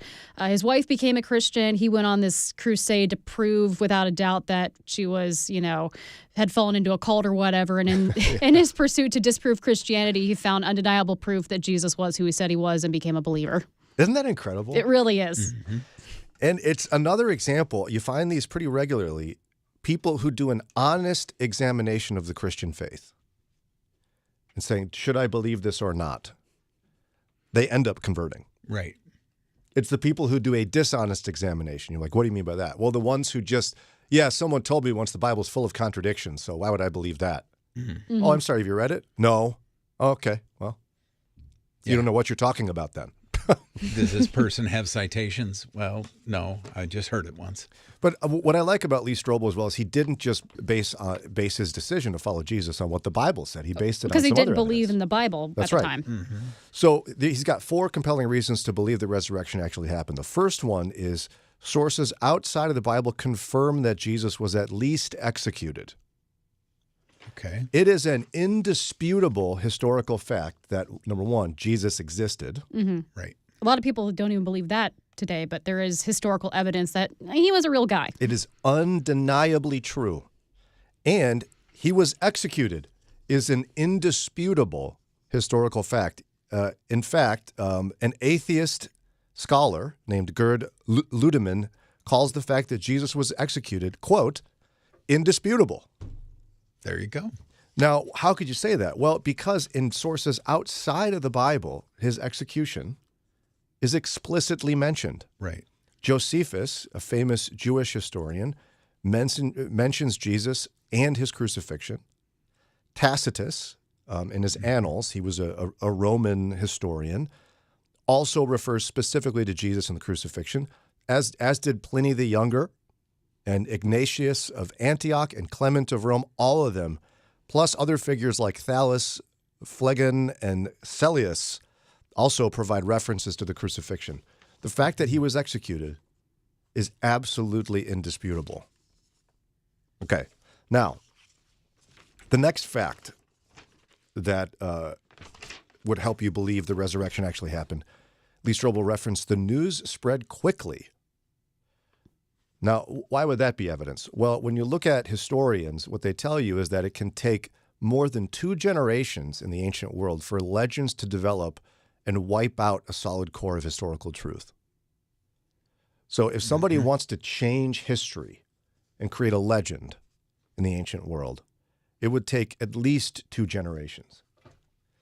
And what you have is Paul, another indisputable historical figure, Saul of Tarsus, wrote in 1 Corinthians 15, 3-7, he talked quickly about the resurrection, a fact that scholars would say that it could be formulated that within months of Jesus' death and resurrection, his followers were talking about it, writing it down. And we know that there were established churches within only a couple of years of his death that were still purporting this. And again, all of them claiming he rose again. And it's not surprising, really, when at one point it's 5,000 see him, another point it's 4,000. So there were a lot of witnesses. It wasn't just that inner circle. Oh, he appeared once in a room and had Thomas touch him in his side. No, because that would lead to the legend and the myth being built up.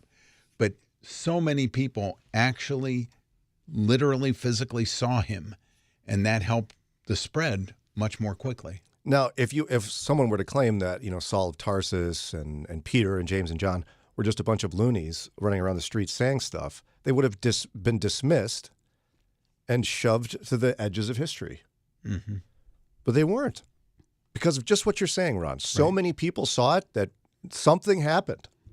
In fact, the next evidence that the resurrection actually happened from Lee Stroble was the tomb was empty, indisputably empty. Right. There were a lot of people that wanted to squash the Christian movement.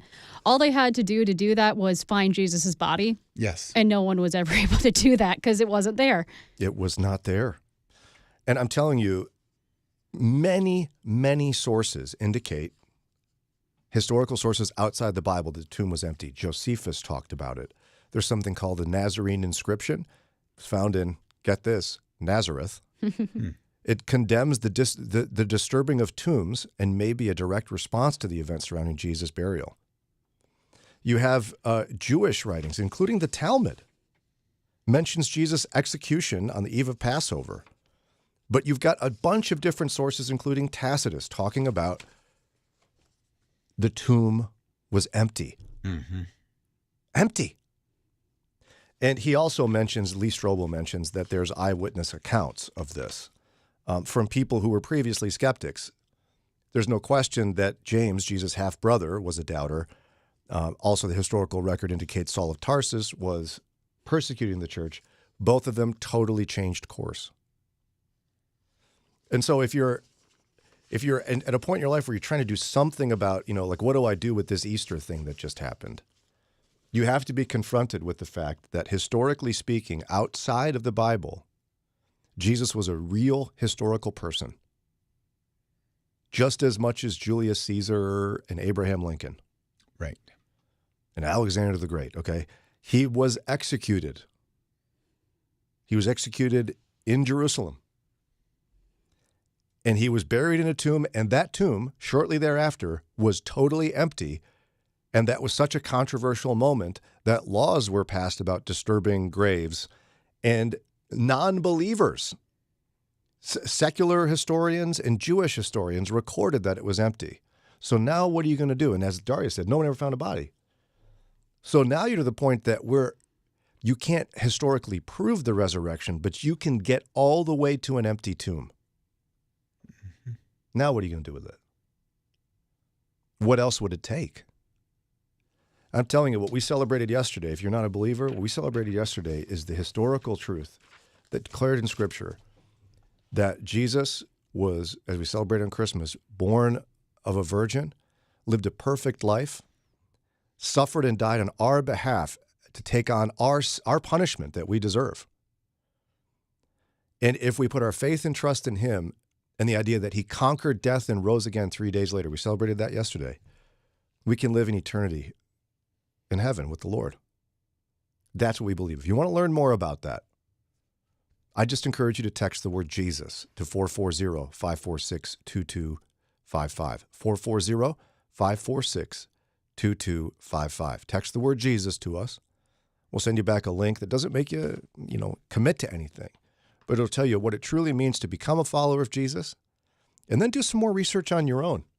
It's compelling how much historical evidence there is to prove the Scriptures to be true. Pastors have to make tons of decisions, including what to do to meet healthcare needs for themselves and their staff. Christian Healthcare Ministries specializes in making healthcare decisions easy and affordable. Not insurance, but a health cost sharing ministry for over 40 years. CHM opens the door for individuals, families, and yes, pastors to be a part of a biblical way to meet medical bills. Get more information and answers to your questions at chministries.org/Moody. That's chministries.org/Moody. The following is not an actor, but a real-life story from Trinity Debt Management. I'm Claire from Trinity Debt Management. I'm a counselor, and the reason that I love working for Trinity is because I get to help folks with one of the hardest problems a family can face, and that's financial difficulties. In this day and age, everything is going up. You have higher utilities, higher grocery bills, higher fuel, and those credit card interest rates have gone up as well. We can help you with that. We can help you get lower interest rates, lower monthly payments. In just a few minutes, we put together a plan that gets you out of debt and keeps you out of debt. I love my job. It's a great program and a very smart way to find debt relief. If credit card debt has you down, call Trinity at 1-800-659-9838. I'm Claire, a Trinity counselor. Call me and become debt-free for keeps. 1-800-659-9838. Mornings with Brian. Moody Radio Cleveland. Mornings with Brian. Moody Radio Cleveland. 103.3 at 6 to 9 a.m.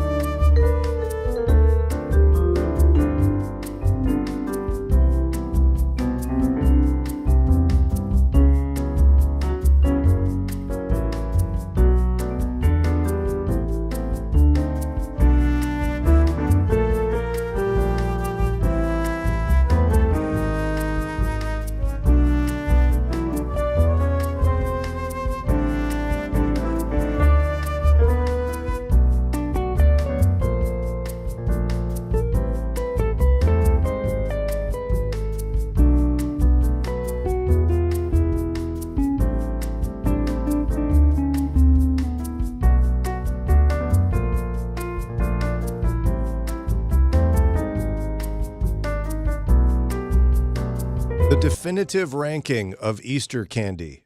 All right. Declares Relevant Magazine. Ron's in. Yes, I was stuffing eggs this last week, and I have some thoughts on that. This is WCRF, by the way. Mornings with Brian is 7:51. Let's get to your thoughts first. I mean, what did you see some candy you disapprove of going in the eggs?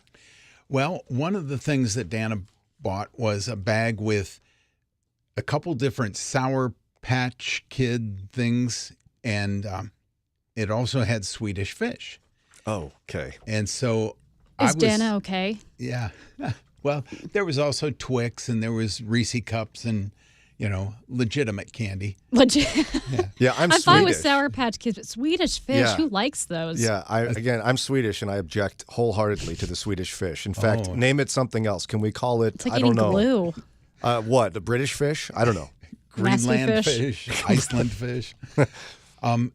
Well, ironically, I was glad to put those Sour Patch things in there because I knew the kids would eat that. Yeah. No way I'm eating Sour Patch candies. I kept as many Swedish fish as were left over because I enjoy the Swedish fish. You like Swedish fish. What? Yeah. This is twist. Yeah. It's not as good as chocolate, but it's Okay. epically better There's than no. the sour. It's not as good as chocolate. There's like chocolate and Swedish fish barely classifies as a candy.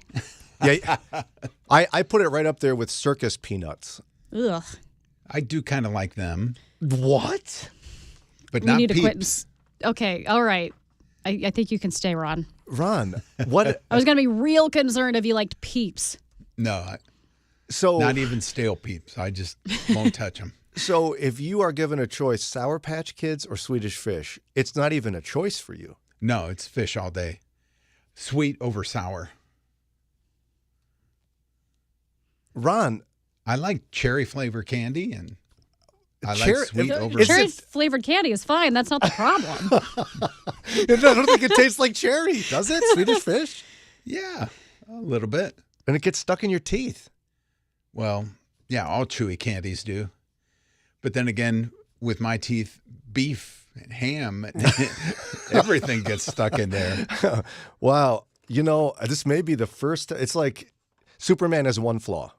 Kryptonite. Ron, I think I found your flaw. Your taste in candy is abysmal. Yeah, that's a little. I can't believe you admitted you like circus peanuts.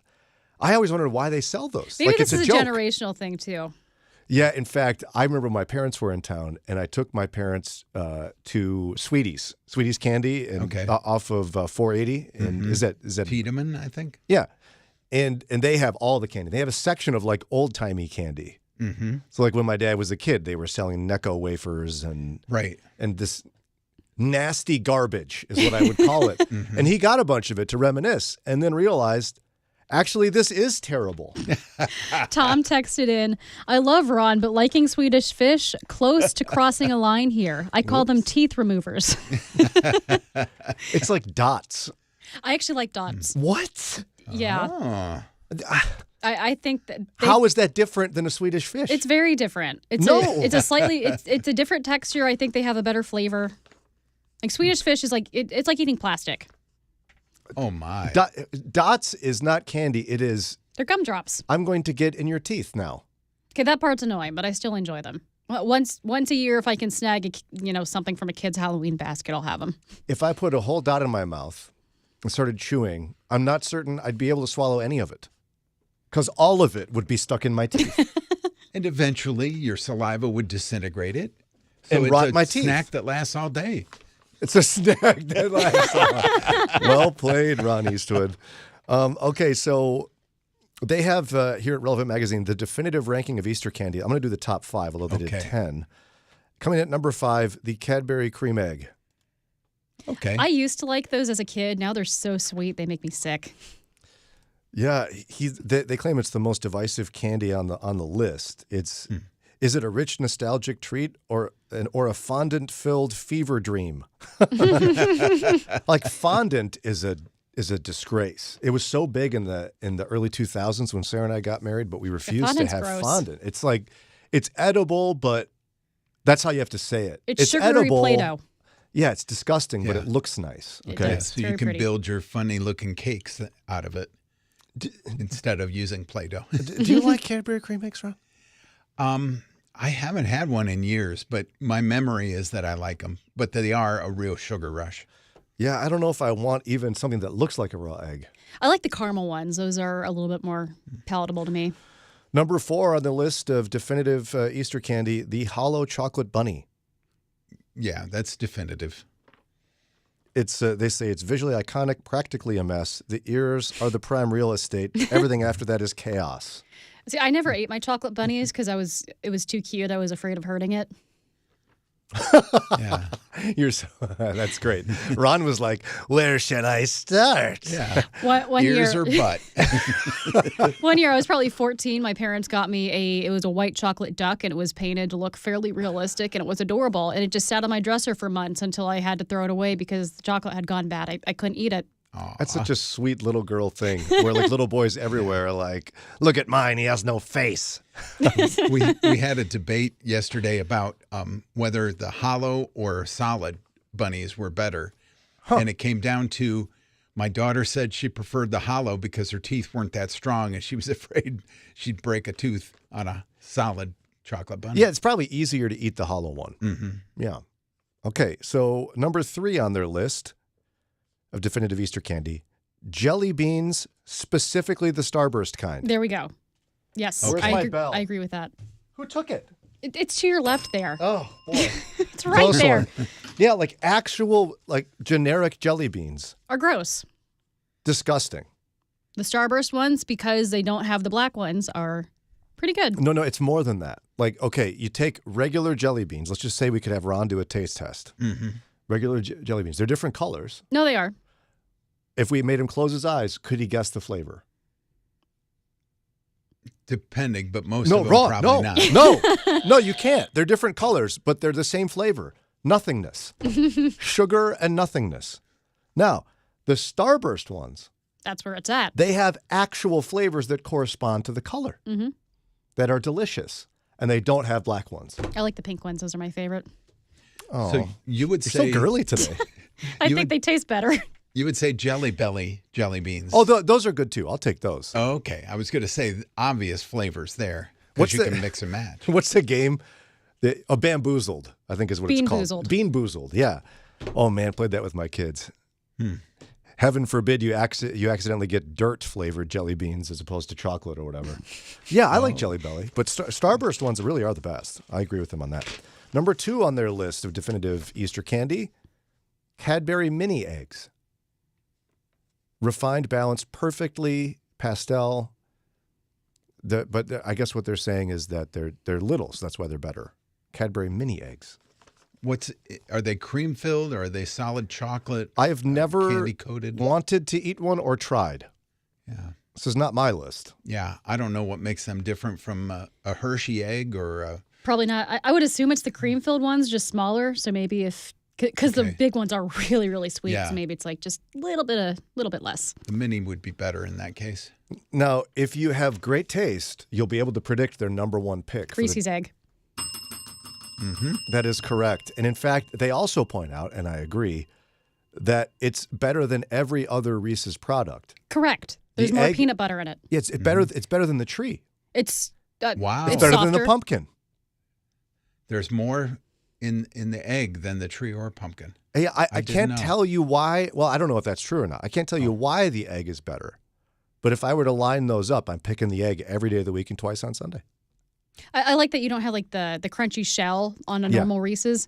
I love Reese's, but I don't like that part. Yeah, the egg and its subsidiary products like the tree, the pumpkin, and all that.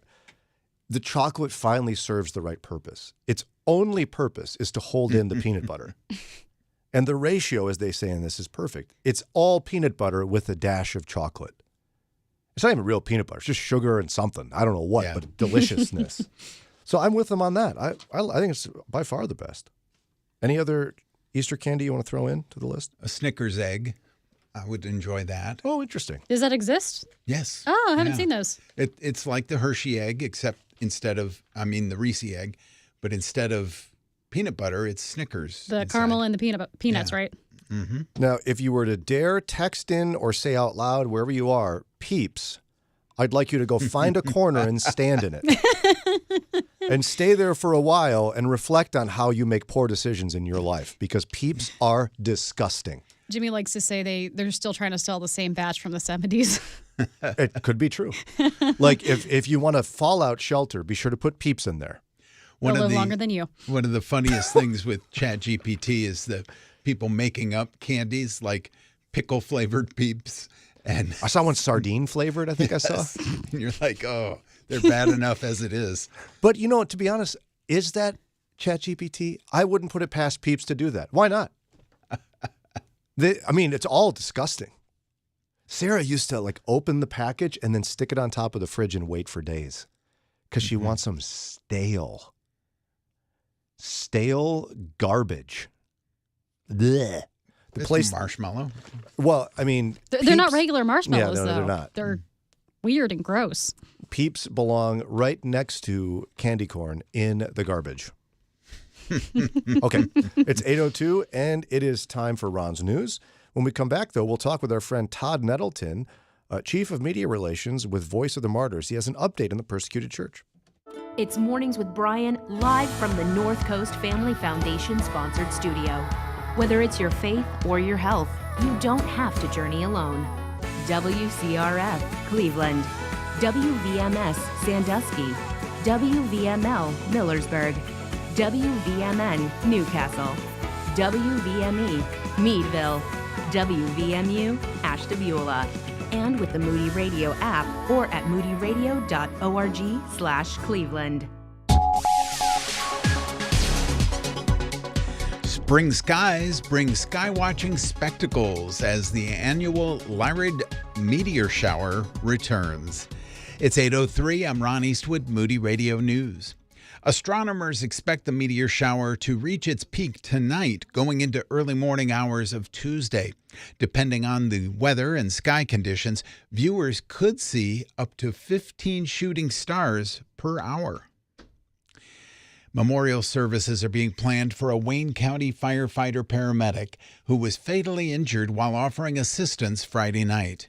Lieutenant Paul Mikulik with the Town and Country Fire Department reported to a location at around 10 p.m. to help a motorist who had become stranded in a ditch. While helping that driver, another motorist also went into the ditch, hitting Mikulik and another man. State lawmakers are making a strong push to eliminate the federal requirement for e-checks for cars 4 years old and older in 7 Northeast Ohio counties, according to Fox 8. House Bill 115 is calling for drivers to be able to fill out a personal attestation form to confirm their vehicle is in good condition, rather than having to go to an e-check station. In sports, the Cavaliers blew out the Heat 121-100 in Game 1 of their first-round playoff series. The Guardians swept their series against the Pirates following a 5-4 win in extras. Here's your Moody Radio Cleveland forecast. Showers with a chance of thunderstorms, breezy and warmer with highs in the lower 70s. At last check, we did have clear skies now in Cleveland where it's 66 degrees. Akron and Canton still cloudy, 62. And in Worcester, clear skies, 63 degrees. It's time for your moron moment. There is nothing more classically British than afternoon tea, which makes National Tea Day, April 21st, a wildly popular occasion in the country. This love of tea dates back centuries, and this fondness seems to get stronger with time. Interestingly, recent data from just last year shows that tea has surpassed coffee in popularity in 30 U.S. states. So whether you drink it hot or iced, black, green, herbal, or any other specialty, make sure you sip some tea today. And that's your Moron Moment. And you'll find that on our Facebook and Instagram. It's 8:05. With Moody Radio News, I'm Ron Eastwood. Broadcasting Mornings with Brian. Moody Radio Cleveland. 103.3 at 6 to 9 a.m.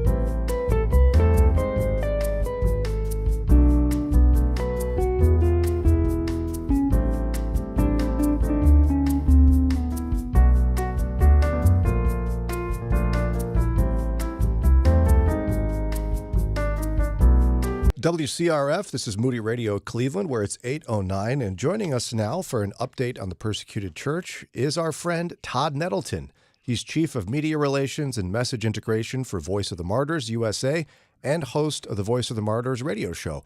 Welcome back, my friend. Thanks so much. Good morning.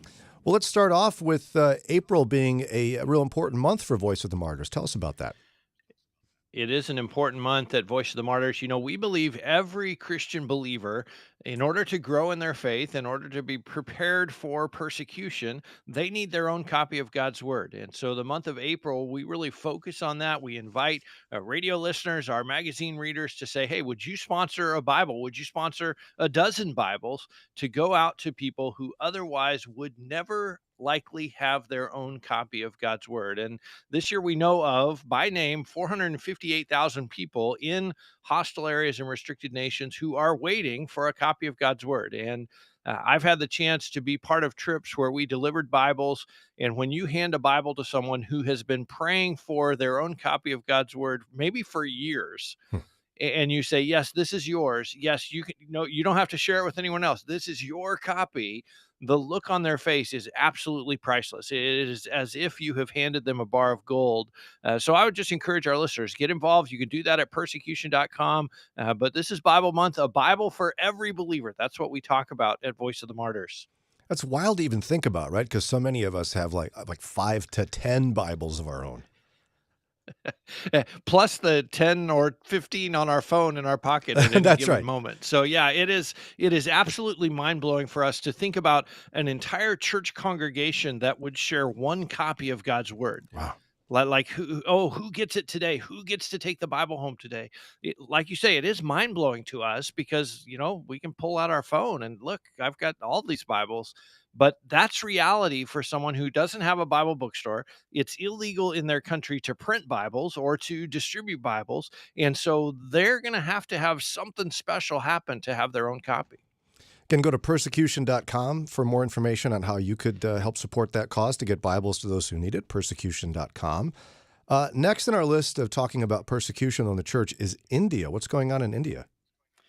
Yeah, there is a state minister, the chief minister of Madhya Pradesh state in India, has actually given a speech in public where he called for the death penalty for those who would violate his state's anti-conversion law. Now, there already is an anti-conversion law. You can already go to jail for talking to someone about changing their religion or encouraging them to change their religion. But in his mind, that's not harsh enough. We need to have the death penalty. In fact, in the speech, he compared encouraging someone to change their religion to child molestation. He said those crimes are about equal. They both deserve the death penalty. And, you know, when I first read this, I thought, oh, you know, he was at some rally. He got wound up. He said something. Maybe he got a little excited and said something he didn't really mean. Well, no. The state government actually sent out a press release later that night saying, yes, this is what we want to do. This is our government position. We need to have the death penalty for those who violate the anti-conversion law. So this wasn't one guy sort of going wild in front of a crowd.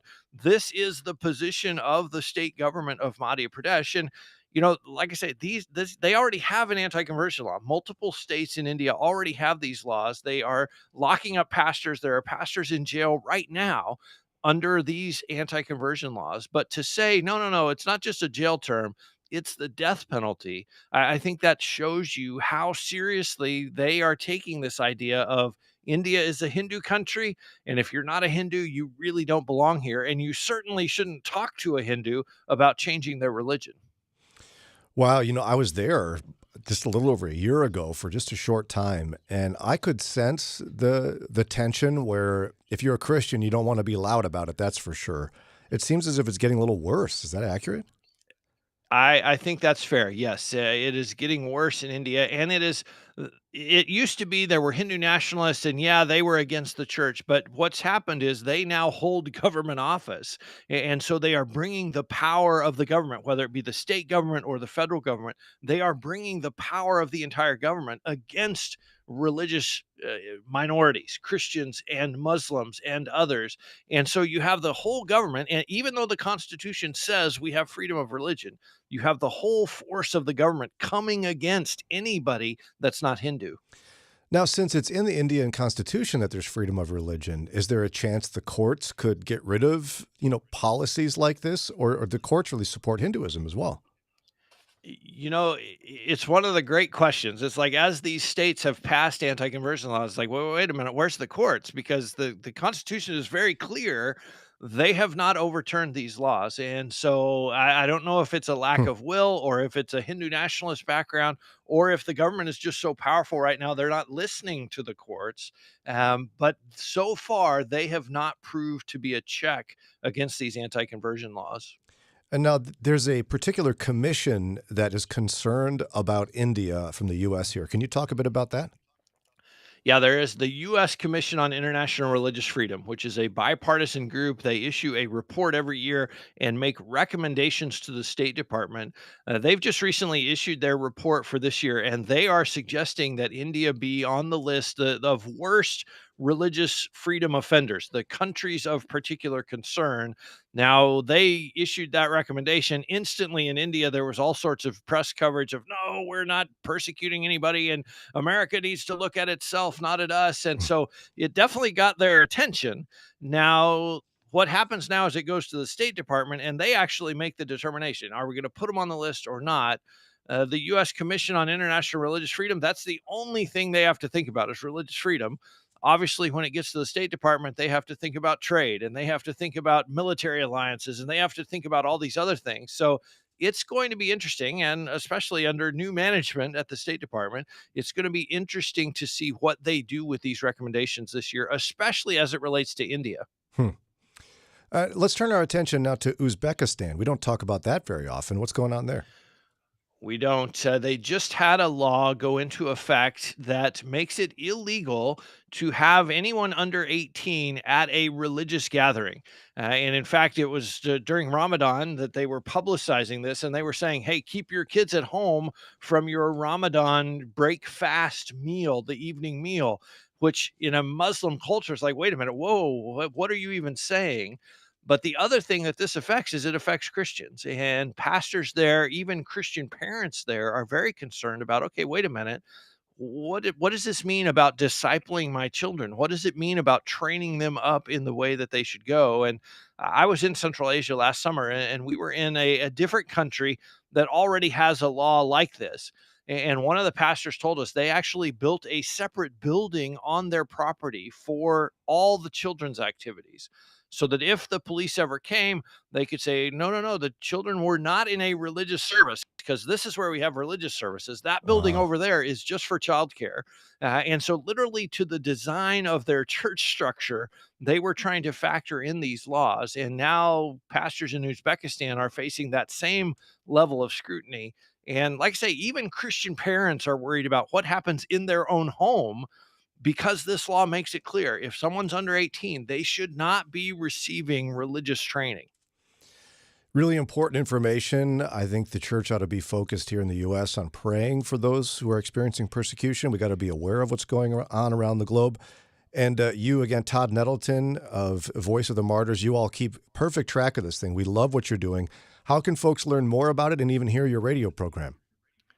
Persecution.com is the main Voice of the Martyrs website. We talked about that, where you can sponsor Bibles. You can also sign up for our free magazine, persecution.com, and you can listen to Voice of the Martyrs radio right here every Sunday morning. Wonderful. Thanks again, Todd Nettleton. We always appreciate your updates. Have a great day. You too. It's 8:18. We've got more to come, including a new trend in funerals.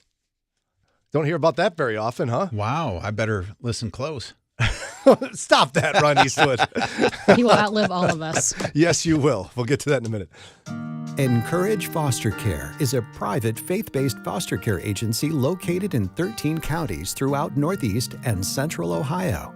Every month, Encourage receives dozens of requests for foster homes in Northeast Ohio. Due to the lack of foster homes, they are forced to turn away up to 80 children a month.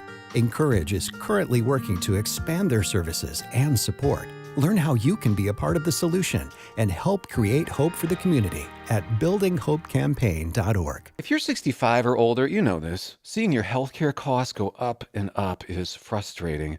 And maybe you were just notified that your Medicare costs are increasing again, or you're just tired of the massive deductibles. Well, here's some good news. There's a program that can really help with this. It's MediShare 65 Plus. It's an affordable, reliable alternative.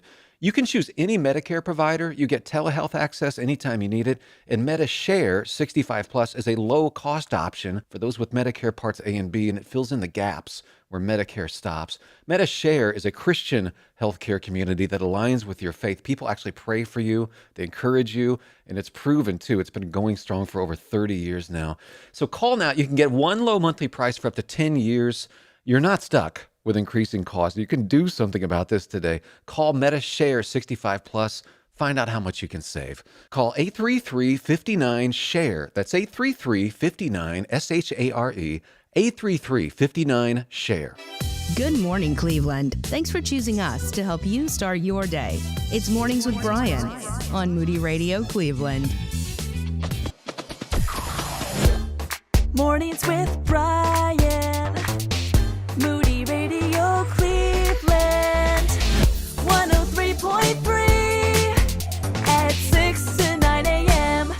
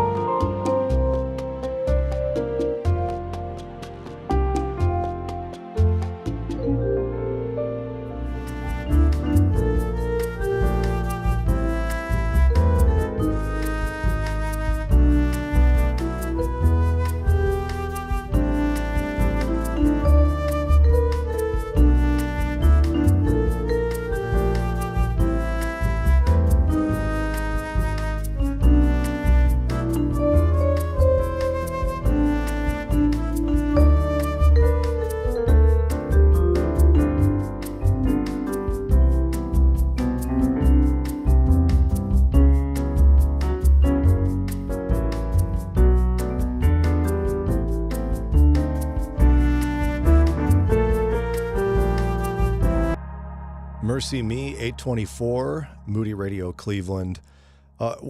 This is a ministry of the Moody Bible Institute. And if you're not familiar with us, we are a Protestant evangelical organization. Moody Bible Institute, Moody Radio, actually non-denominational. Whether or not you realize this is true. And all of that said, I think it's important that we take time today to extend our sincere condolences to our Catholic brothers and sisters. Pope Francis passed away. I'm sure you've heard that news by now. And that's a big deal in the Roman Catholic Church. We spent an extended period of time talking about that earlier today. I went through some church history and such and explained some of the differences between Roman Catholicism and Protestantism and Orthodox, and all that available on our stream, Daria? Yeah, so if you text the word live to us, 440-546-2255, you get a link back to our live stream, so you can find it within the larger video, or if you wait a little bit, we are going to pull out that conversation and post it as a shorter video so it's easier for you to find. Then you can know more about where we're coming from on that, but at least in a shorter sense for now, we certainly extend our condolences to our Roman Catholic brothers and sisters. Mm-hmm. One of the things I wanted to comment on briefly before we get to a new trend in funerals, which sounds so weird, but it's true. I want to take a quick minute and do a recap of my trip to Georgia. I didn't get a chance to do this before, and there was a particular story I wanted to share. So if you're not familiar, my daughter Grace did a year at the University of Toledo. Great school. Ron's daughter went there. Yep. But she decided college was not for her, and she enlisted in the United States Army. And she's the first volunteer that I'm aware of in my family history. My grandfather, Thomas Dolan, was, sorry, Grandpa. He was drafted in World War II, and my father was drafted during the Vietnam War. And so you can imagine, like, I don't blame my dad. I blame the Vietnam War for the Army not really being an option for me. It was not presented in my family as something that would be a great idea to pursue as the United States military. Not that my family aren't patriotic, but my dad's experience being drafted for Vietnam and the cultural history surrounding Vietnam made it just not something that we put on the table. Right. And I would say that's probably the case for many, many families whose, father, perhaps mother, served in Vietnam because the way the country treated them when they came back. Yeah, in fact, I'll never forget my parents when I was in 7th grade took us to Washington, D.C. for a big trip. And we were standing in front of the Lincoln Memorial, and there was a Vietnam vet, that was standing next to an easel that had a map of Southeast Asia on it. And my dad walked us over, and he pointed out the town where him and my mom lived while he was stationed in a place called Udon, Thailand, just across the border from Vietnam. And the veteran walked up to my dad and he said, are you a veteran? My dad said, yeah. He goes, did you serve in Vietnam? He goes, yeah, right here in Thailand. And he looked at him and he goes, welcome home. Mm-hmm. And my dad got a little emotional and we went over to the Vietnam Memorial. And I asked him, I was in 7th grade. I said, Dad, what was that about? Welcome home. We've been here for a long time. Right. And my dad explained about that. So I bring all that up just to say that as I watch my daughter volunteer for the United States Army, I've got a renewed love for what our soldiers do. Mm-hmm. It's incredible. I'm so proud of my daughter. I proudly have an Army dad magnet on the back of my car. And we went a week and a half ago or so to Fort Benning in Georgia for her turning green ceremony, which was when she officially graduated from basic combat training, throwing grenades and the whole bit. And now she's in advanced infantry training, and she'll be there till mid-July, at which point we'll go back to Fort Benning to watch her become a United States Army soldier. She's still a trainee at the moment. It's what the drill sergeants yell at them. They call them trainees. And then... or maggots. Yeah, one of the two, yeah. And then she'll go to airborne school at Fort Benning as well, and eventually be stationed at Fort Bragg in North Carolina in the 82nd Airborne. How cool is that? Very cool. I am like, that's my kid in the 82nd Airborne. It's crazy. Don't they have a nickname like the Screaming Eagles or something? Something like that. I'm still learning all this stuff, Ron. But so all the families gathered on the base. It was an ordeal. I'd never been on a base before. 20 minutes from the gate, we finally arrived at the chapel where the company commander for B Company spoke to us along with the first sergeant about how it's going to work and how the 4-day weekend pass works. Hadn't seen our kid for months. Mm-hmm. And we go into the parade grounds, like a practice grounds, huge paved area, like the size of a football field, and some stands. Told us where to sit. We sat where first platoon was, where my daughter was. And then you could hear in the distance them doing one of the chants. Goodness sakes, what's it called? Cadence. Cadence. There it is. Yeah. Chant's the wrong word. Sorry. You could hear it off in the distance, and then they marched into formation. And there she was, spotted her right away. And one of the more touching moments was, it was a whole ceremony. There was a prayer and some things. And then the company commander said, we have the honor of welcoming to the stage as our speaker today, Brigadier General Jimmy. I don't forget his actual name. I tried to look it up. I couldn't find it. Big deal. That's like a 1-star general, I think. I believe so. They don't usually show up to the turning green ceremony. Right. He goes to the podium and he said, when I learned about this group being here for the turning green ceremony, I picked up the phone, called the company commander, and said, I'm your speaker. Which you can do when you're the brigadier general. That's right. You can do that. And I didn't get it at first. It was kind of like, I don't know what's happening. I'm not in the military. And he spoke, and he primarily told a long story about the courageous sacrifice of someone he served with in Afghanistan who died in service to the country, and his death ended up saving the lives of other soldiers. I forget the details of the story. I was excited to see my daughter. Yeah. But then the whole story takes a twist, and he says, I'm here today because that soldier, my hero, that soldier's son is turning green in this group of people right now. Ooh. And we all were like, ended up being a couple of soldiers down from my daughter. And I couldn't tell, but my daughter said he just started weeping. None of them knew. None of them knew this was going to happen. None of them knew his dad's story. All they knew was that his dad had died in the Army, serving our country, before he ever got a chance to meet him. Wow. What a story. What a moment. And that increased the emotion of this moment where hundreds of soldiers just finished basic training. And then they gave us exactly 7 minutes to run off the stands and go greet our soldiers, our trainees, I guess is what they are. And I've got a video. Did we ever share the video? No, we can post that though. Yeah. And it's on my page. If not, Daria will share it, where I was behind my 2 little boys as they ran up to their big sister. It was pretty incredible. I'm so proud of my daughter.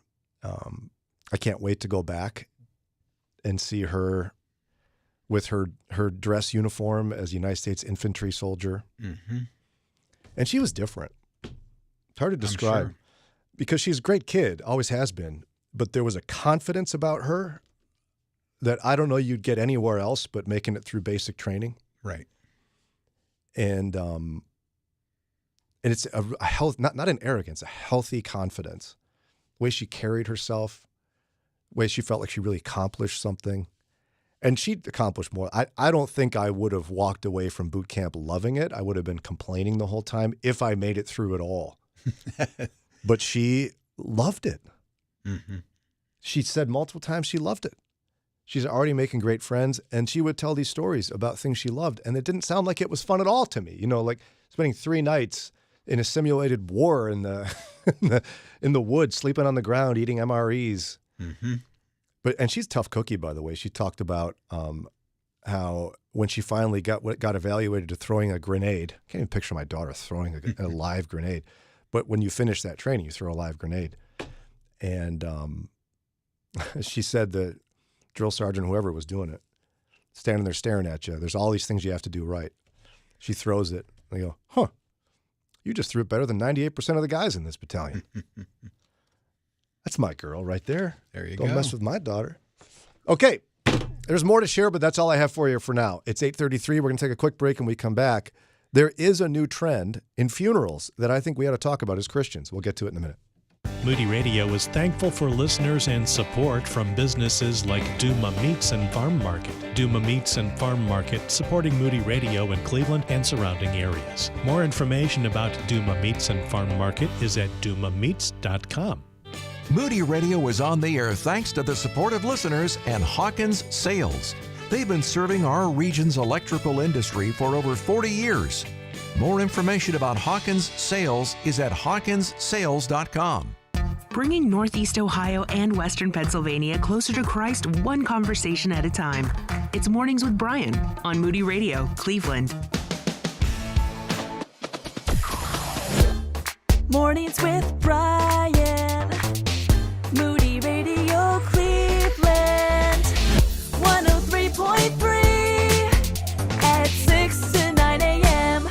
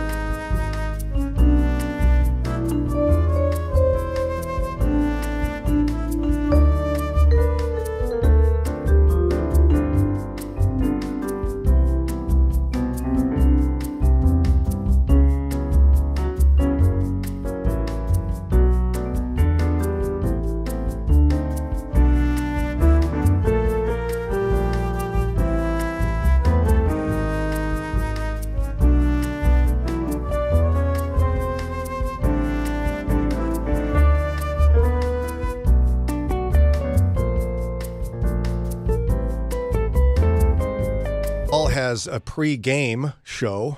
Never understand it. Don't like it.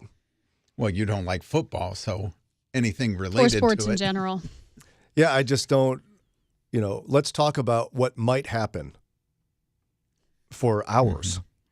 I saw someone wearing a Go Sports sweatshirt a couple weeks ago, and I thought of you. Like, yep, that's something you'd wear. Yeah.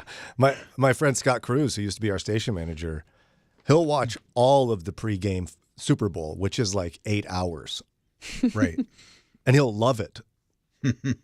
I don't get it. Yeah. So there's a pre-game for that. There's a lot of pre-things. Like, I guess hors d'oeuvres could be considered a pre-meal. Right. If you want to call them that. Is there other pre-thing? I'm trying to. Most people just call them appetizers. Well, right, but it's a it's a warm-up. You go to a movie and there's previews. Very good. Yes. There's now a pre-funeral. Oh, I'm curious. My mind is racing. Yeah, the Washington Post brought this up, and anytime I see secular organizations talking about death, I kind of go, I want to talk about that from a Christian perspective. So the best way to describe this is by describing the anecdote that they share, a real story of a pre-funeral. Okay. So here it is. One Saturday morning in August of 2021, more than 200 people assembled in an Arlington church for the funeral of Richard Hanneman, a one-time Capitol Hill staffer and longtime trade associate executive who died of lung cancer at the age of 78. 4 of Hanneman's 7 children spoke at the service. So did 2 of his grandchildren and his best friend. Some of them told stories of blood drives and lobster bakes he'd organized. Others described his deep religious faith. A few choked back tears. Karen Hanneman, his wife of 54 years, sat in the front pew. Congregants sang a hymn at the beginning of the ceremony and the Hallelujah chorus from Handel's Messiah toward the end. The service concluded with 2 of Hanneman's friends playing taps. But the most compelling presence was the third speaker on the program, a white-haired man in a dark suit, Dick Hanneman himself. Oh, my goodness. Excuse me? I thought you said he died of, was it lung cancer? He did.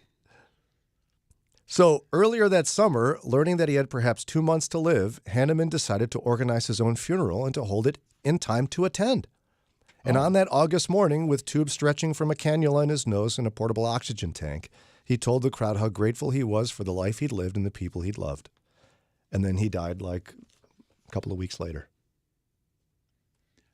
I like the concept. I don't know that I would do it, but I understand it.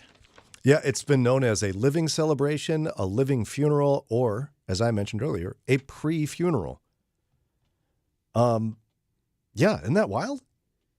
Like, and it had 2 events. He had 2 events. One of them was like a party, a farewell party in the church's social hall, like imagine Fellowship Hall. Mm-hmm. And the other was this actual ceremony. I would be more likely to do the party. You know, if I knew I was terminal and short term, you want to see all these people for the last time, and they want to see you ostensibly. So that would be a great opportunity. Far-flung family, friends, relatives that could all come in at one time. Well, and you know, you have more in common with this guy because Dick Hanneman also arranged to donate his body to science to spare his family the responsibility of cremation or burial. Mm-hmm. And you agreed to do that. I believe I'm your witness that you weren't crazy when you said, right? Yeah. Is it the same decision? You don't want to burden your family with the expense and the... Right. And young doctors have to learn somehow. And dare I say, I have an interesting body. But I have had... Med students are clamoring. Yes. You've got to wait till I'm gone, kids. Yeah. Can I work on the Eastwood cadaver? Sure. I've had a couple of carpal tunnel surgeries done. I've had umbilical hernia. Resurfaced hips? 2 resurfaced hips. Now the thumb.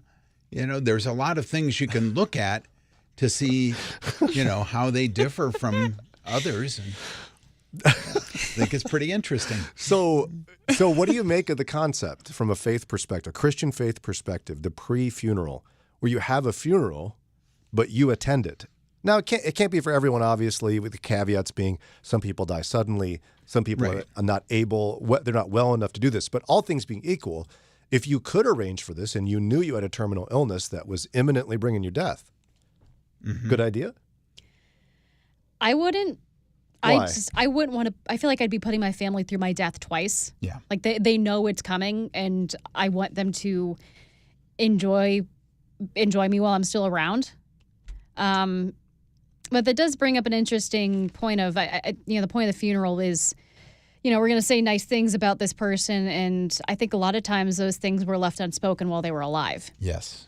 So maybe just make sure that your loved ones, regardless of how healthy they are, really know how you feel about them. You're embracing that Billy Joel theology. Tell her about it. Yeah. It's true, though, right? I mean, I think a lot of people, some of the grief at a funeral is that you never had a chance to tell them how you really felt about them. Yeah. Yeah, I remember learning things about my grandma at her funeral. I was only 15, but still, just things I wish people would have told me, things I would have liked to know about her and enjoyed with her while she was still alive. I think some people need a formal moment to muster the courage to tell someone how they feel.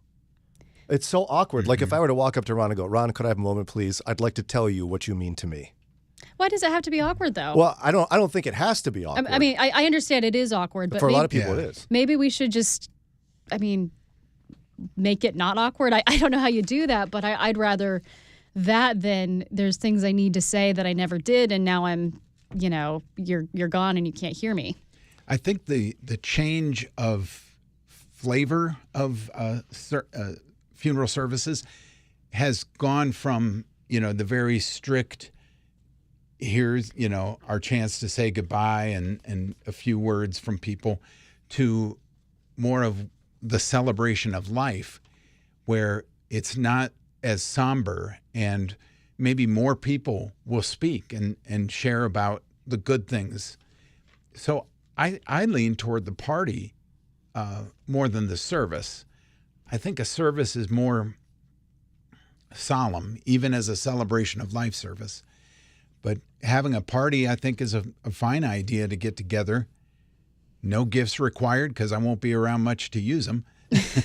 Well, and for a follower of Christ, right, one of the best evangelistic opportunities where you're going to get people who aren't believers in a church during a service is a funeral. I was talking, a good friend of mine recently passed away very young. She was 38.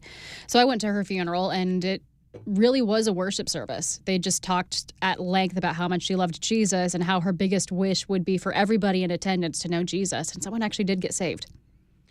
Well, and think of the power of this guy, Dick Hanneman. He spoke. Now, it's the Washington Post, and I'm reading between the lines here, but it appears as if he was a believer. Okay. Now, I don't know what he said because I didn't quote him, but imagine how powerful that would be to have a guy with a cannula in his nose and an oxygen tank roll up to the podium at his own pre-funeral and proclaim the gospel in the face of death. Right. I mean, that's a powerful opportunity. Now, his wife said that she said, we gave him just the send-off he wanted. He was a happy man. And then they described, because this points to the other end of it, like for him, this does something, not just for others. Says, one evening a few weeks after this pre-funeral, on September 20th, 2021, his granddaughter made him dinner, and he watched an early season game of his beloved Green Bay Packers. That night he told his wife, I've done everything on my to-do list. The following morning, in his bedroom with his wife and his family by his side, he passed away. The tears had been shed. The words had been said. It was, in its way, a beginning. Now, I'm not saying it's going to catch on, but there is something that's pretty beautiful. Yes. It's not for everybody, but I kind of like the idea. Especially imagine if your love language is words of affirmation. If you, at the end of your life, could hear what people would say at your funeral. Right. You've heard of people doing those horrible pranks where they fake it just to hear what people would say about them. And so many things that perhaps you've forgotten that a friend from high school will come up and share, oh, we did this thing together and it stuck with me. And you're like, I forgot about that. So it sounds like we don't have any objections to it from a faith perspective. Not at all. I don't think there's anything wrong with it. It's not for everybody. But again, I think you shouldn't wait till people are close to death to make those connections. Well said. 848 WCRF.